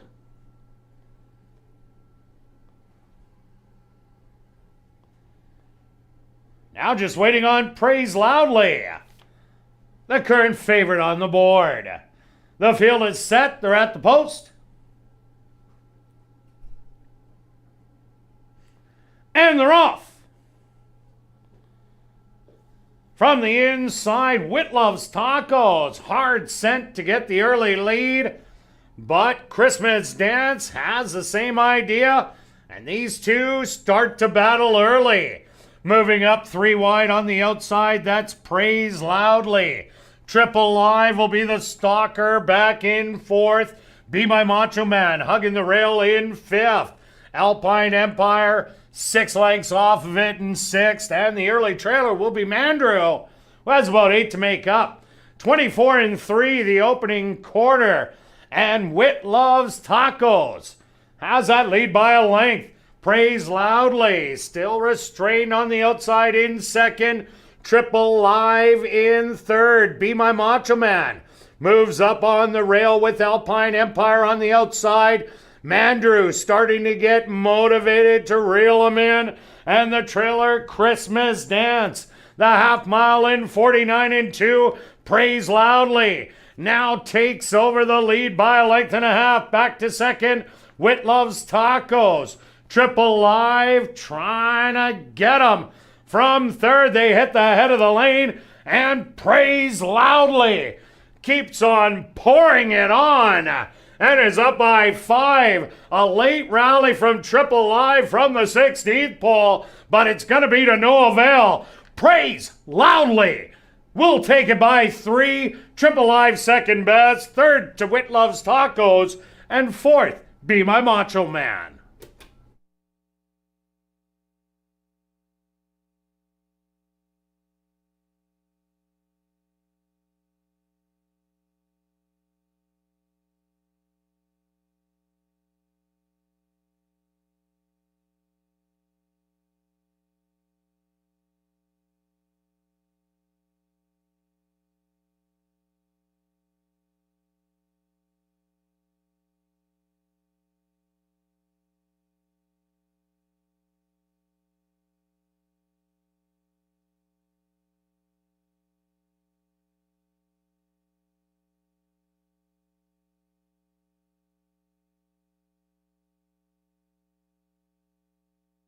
The stewards have posted number 7, Praise Loudly, as your race winner. Second goes to number 5, Triple Live. Third to number 3, Wit Loves Tacos. And fourth to number 2, Be My Macho Man. They went the opening quarter 24-3, the half 49-2, 6 furlongs and 1:15. Time for the 7.5 furlongs, 1:35-2.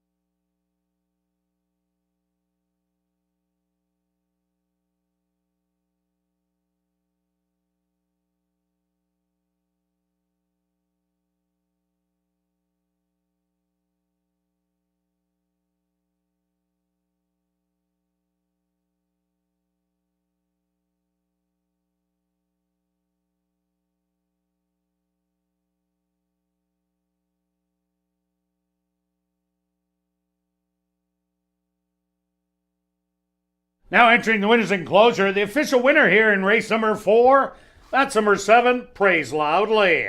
Praise Loudly is a chestnut gelding, 4 years old, by Boisterous, out of the mare Made to Worship by Minister's Wildcat, owned by Windancer Stable, trained by Wendy Anderson, and ridden to victory by Jorge Carreño. Time for the 7.5 furlongs, 1:35-2. Congratulations goes out to jockey Jorge Carreño, who scores the double. 2 wins for jockey Jorge Carreño. Race 4 is official in the upcoming 5th race. There are no changes. Late pick 3 kicks off race number 5, and they'll go to post in 18 minutes.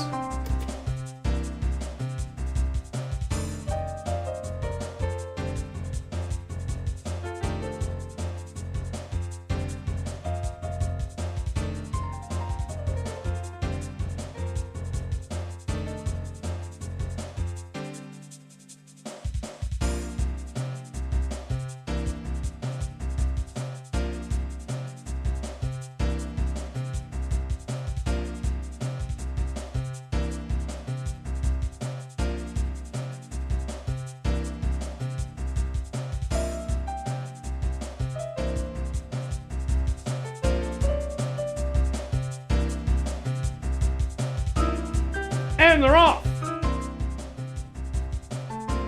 From the inside, Wit Loves Tacos. Hard sent to get the early lead. But Christmas Dance has the same idea. And these two start to battle early. Moving up 3 wide on the outside, that's Praise Loudly. Triple Live will be the stalker back in 4th. Be My Macho Man hugging the rail in 5th.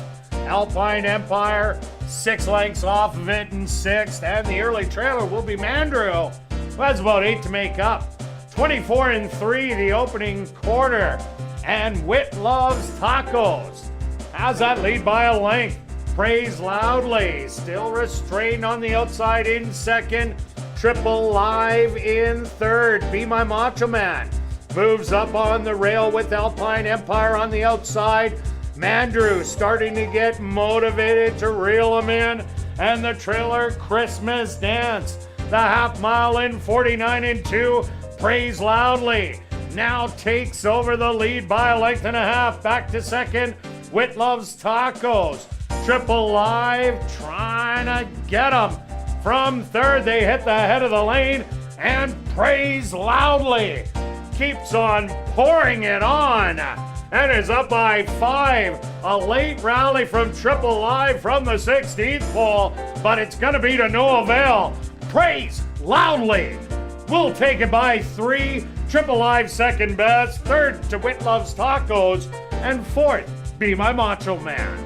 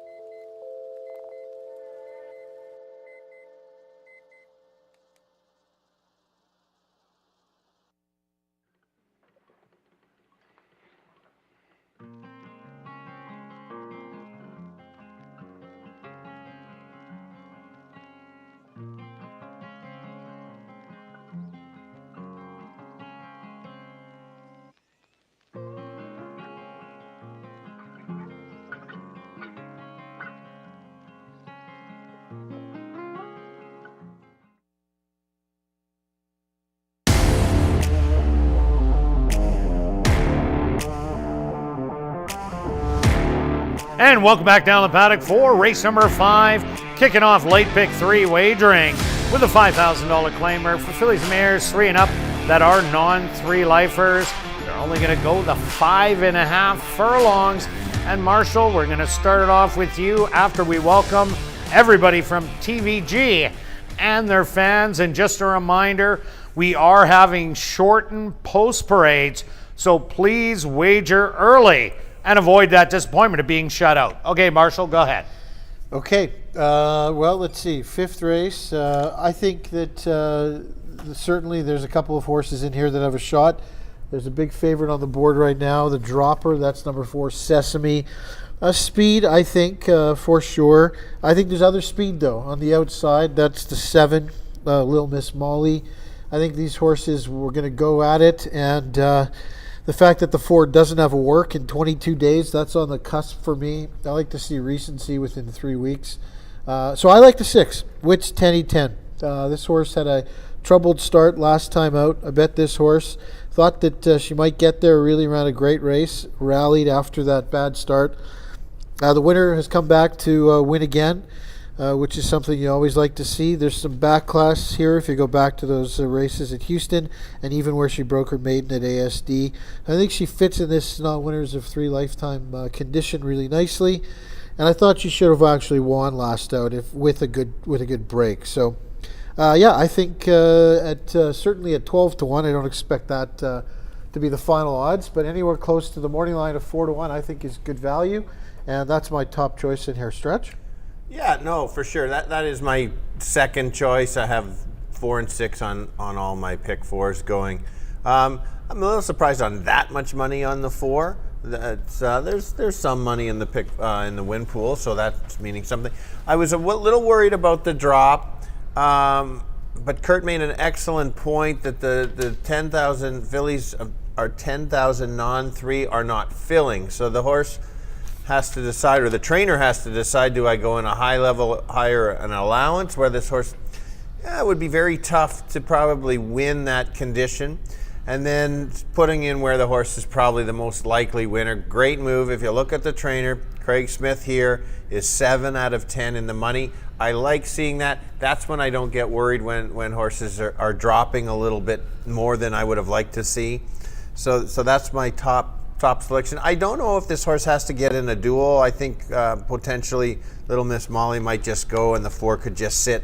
Similar to that, the last race, the 4th race, Kirt, when a great ride by Carino sat outside, we thought maybe the 7 had to go to the lead. A real good move, and then opened up an excellent ride. So I've got it 4, 6. Kirt, what do you got? Yeah, I got the 4 also, Sesame, on that drop in class. So this 5 non-3, that is a major drop for this horse. Craig Smith already had 2 horses run today. Both of them did run second, Reunite, and then Triple Live in the last race. But Sesame, this is a perfect drop. And I think this horse has good tactical speed. And I'm with you. It doesn't have to bang heads with Little Miss Molly, but will be right there, not letting her get too far away. So I really like Sesame in here. I don't like the odds right now at 1-2. Wits 10-10. You guys made me believers last time out. You guys really liked her, and she did get a terrible break out of the gate. That cost her. She might have been able to win the race. She did gallop out past Bell Strike in the end, and Bell Strike did come back to win. But I also like number 3, Sue's Easter Girl. Did lose to Wits 10-10 3 outs ago, but then ran a great race in the non-2 for 10,000 against Reunite, who again ran second. Sweet Design came back to win, then dropped into the non-2 level and absolutely destroyed them by 7 lengths. This horse will be rallying kind of the same as it did last time out. So I have it down to 4, 6, and 3. Any way you want to mix and match underneath the 4, who I think is the one to beat, and everybody else does right now at 3-5. Let's go to our bets here in race number 5, and we're going to start it off with you, Marshall. Yeah, I'm going to keep this one really simple. I'm just going to bet 30 to win on the 6. 30 to win on 6. I love the odds you're getting right now at 12-1. Stretch exactor time. Yeah, back to, I was fortunate enough to hit one earlier on the same kind of angle. If the 4 runs, probably just wins. But just in case he doesn't run, I've got that savor with some long shots. For example, that 3 horses at 10-1, like a 6-3 exacta would certainly be paying quite well. So that's why I like to play kind of that way. Yeah, I'm still riding my win money on Stormstride at 5-2. I'm going a $10 track to wheel, the 4 on top with the 3-6-3-6. So either which way for a cost of $20. Good luck with all your wagers here in race number 5. And we'll see you back for race 6.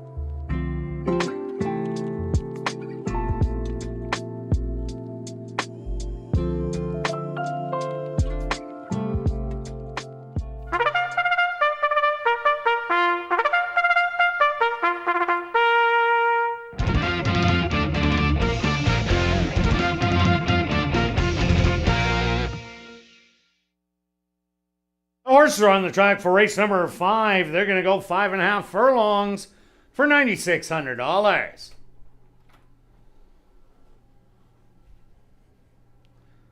Number 1 is Legendary Song, owned by Manny Miaderos and John Clement, trained by Jim Donnelly with Nyrone Austin.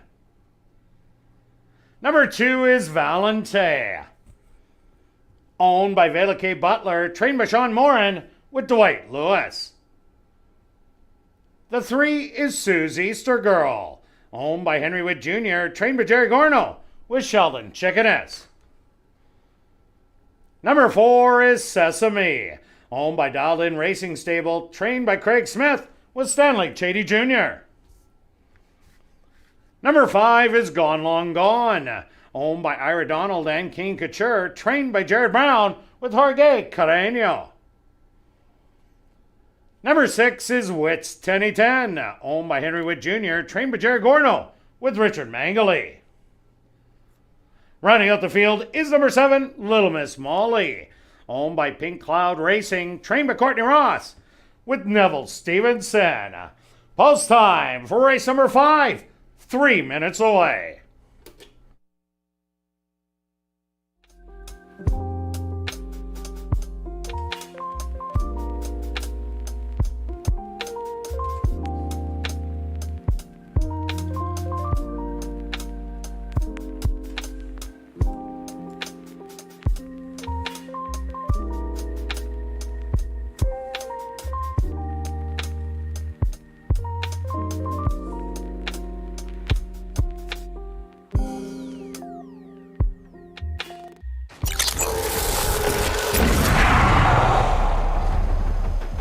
It's now 2 minutes to post time at ASD.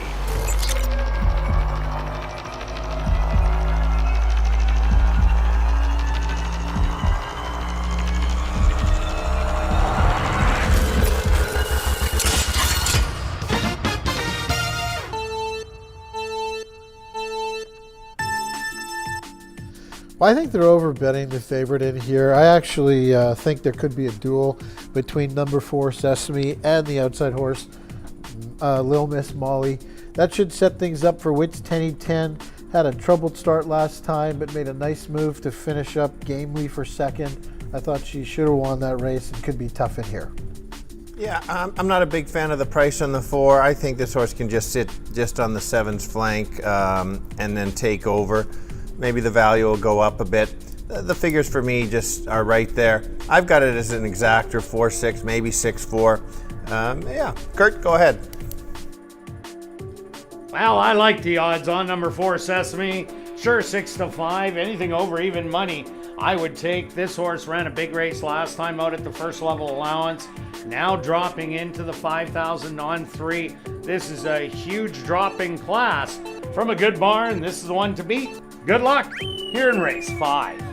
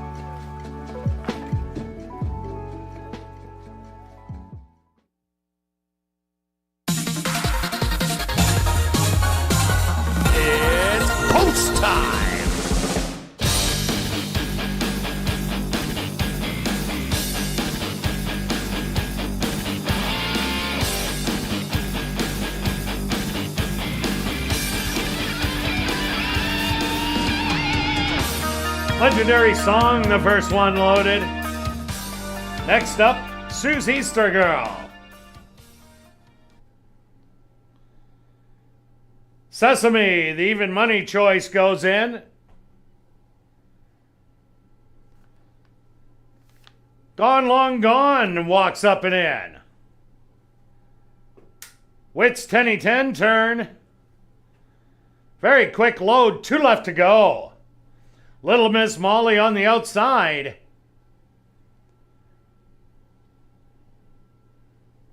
And now just waiting on Valente.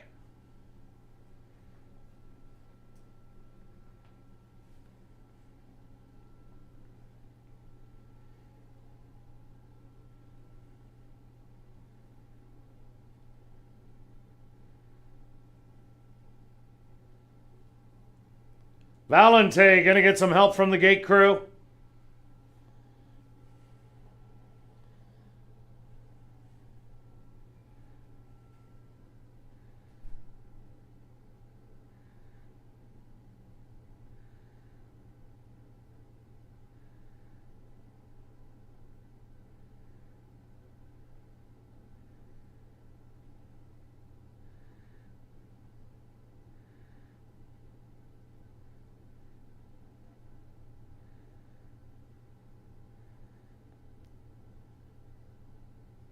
And once again, the gate crew wins.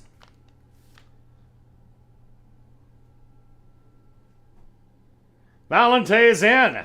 They're at the post. Valente's fractious, as is Little Miss Molly.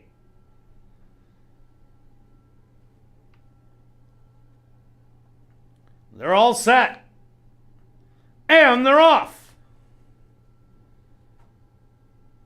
From the middle of the track, Sesame shows some early speed matching Little Miss Molly on the outside.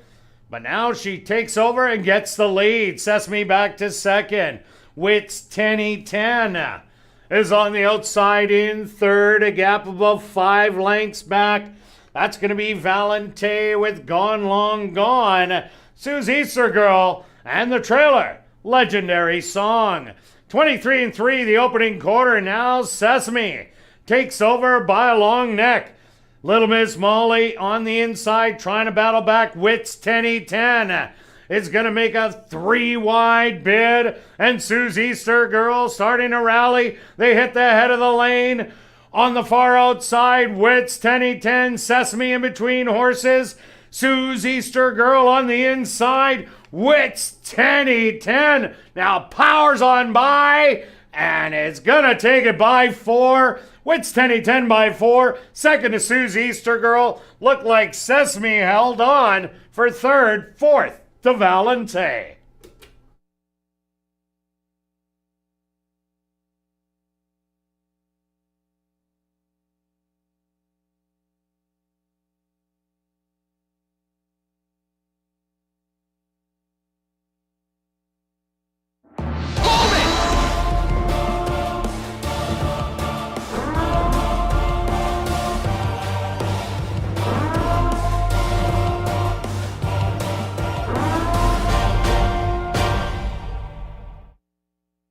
Ladies and gentlemen, please hold all tickets. There's a Stewart's inquiry into the start of race number 5. The Stewart's have posted number 6, Wits 10-10, as your race winner. Second goes to number 3, Sue's Easter Girl. A photograph has been called to determine the show position. They went the opening quarter 23-3, the half 47-4. Time for the 5.5 furlongs. 107-4.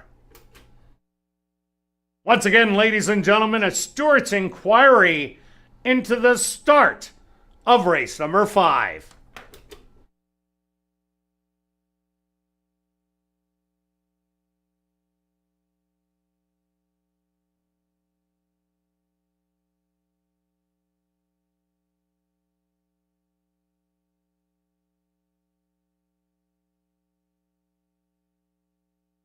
Results of the photos show number 4, Sesame.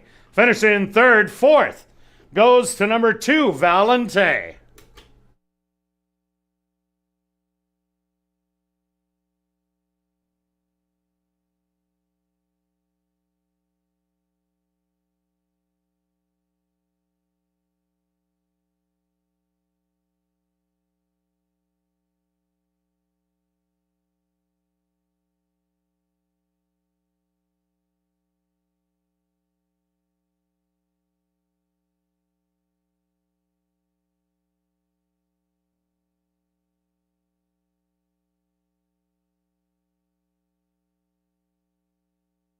Now entering the winner's enclosure, the unofficial winner here in race number 5, that's number 6, Wits 10. Wits 10 is a chestnut filly, 3 years old, by Drums of Thunder, out of the mare Tate Hill by Graham Hall, owned by Henry Witt Jr., trained by Jerry Gorno, and ridden to unofficial victory by Richard Mangley. Time for the 5.5 furlongs, 107-4.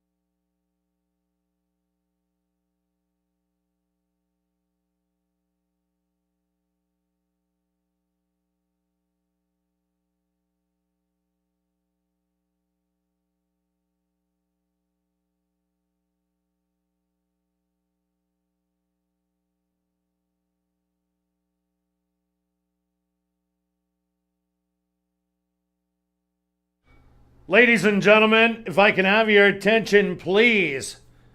Here in race number 5, the Stewart's inquiry was into the starting gate.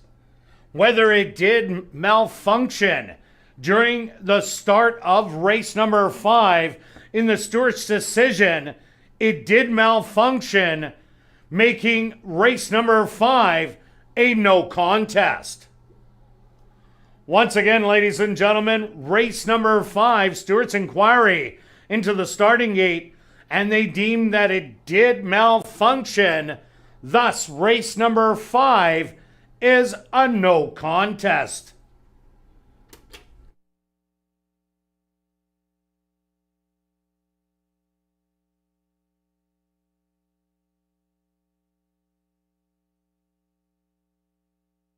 Directing your attention to the television monitor is the inquiry tape into the start of race number 5. This is the pan or side shot. And pay special attention to the starting gate, that all horses do receive a fair start. Let the tape roll from here. This is a side angle. As you could see with their legs, they had already started moving before the gates did open. One more time, guys, back that up. Look at their legs. You see that they're moving? and then the gates open, and they're hopping out. Now we're going to do the front shot for you. This is sticking with the pan shot.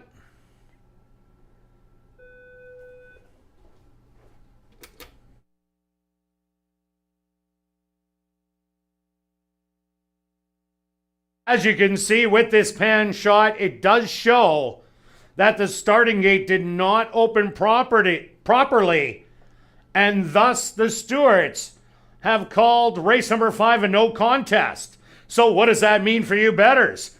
Well, everybody who did wager on race number 5 will be a complete refund.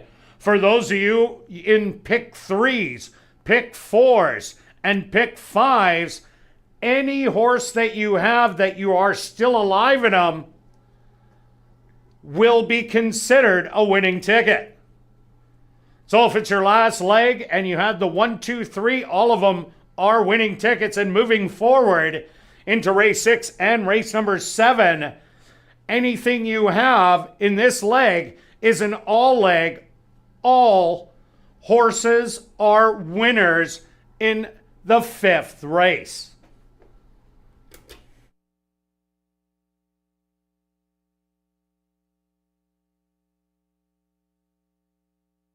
And ladies and gentlemen, for those of you who are in the building and do have tickets to cash, they are all refundable except for your pick tickets. And at this time, we have to now ask you to please vacate the building in keeping with the mandated provincial government COVID-19 regulations. We want to thank you so very much for attending Assiniboia Downs this evening. We also want to remind you that races 6 and 7 can be viewed on our website at asdowns.com, on YouTube, on hbibet.com, and on MTS channels 179 and 180. And for those of you who could not cash your tickets, they are good for the rest of the year, and you can cash them at any time.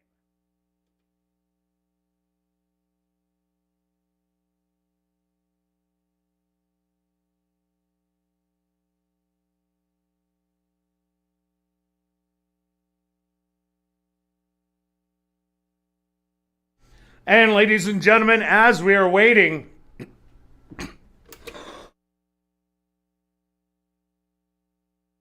for race 5 to become official in the upcoming 6th race, number 7, Tony the Tiger, make the jockey Leroy Nelson.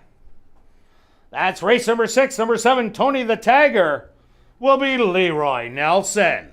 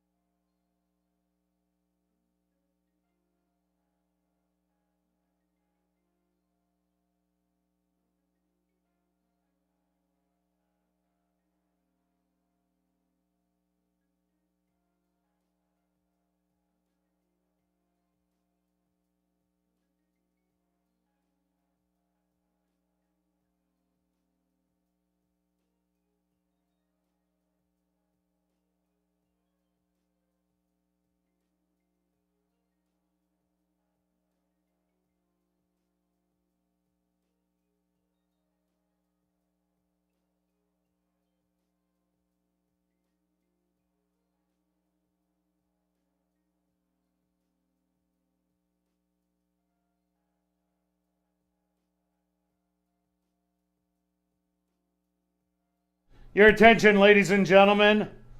Unfortunately, we have to announce that the balance of tonight's race card has been canceled. For those of you who have wagering on race 6, full refunds are available. Once again, ladies and gentlemen, unfortunately, we have to announce that the balance of tonight's race card has been canceled. For those of you who wagered on tonight's pick 4, I'll be back momentarily to give you an update on that and on the pick 5. All other wagers, late pick 3 starting in race number 5, complete refund in race 6 and race number 7.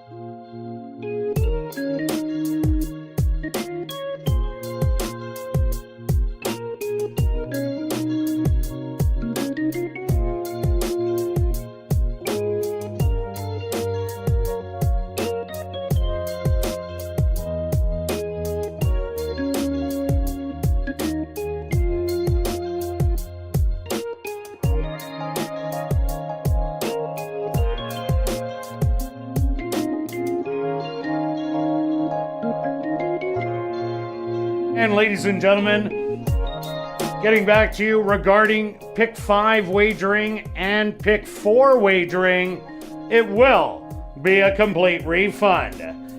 Complete refund in the pick 5, pick 4, the pick 3, starting in race number 5, and of course, race 6 and race 7.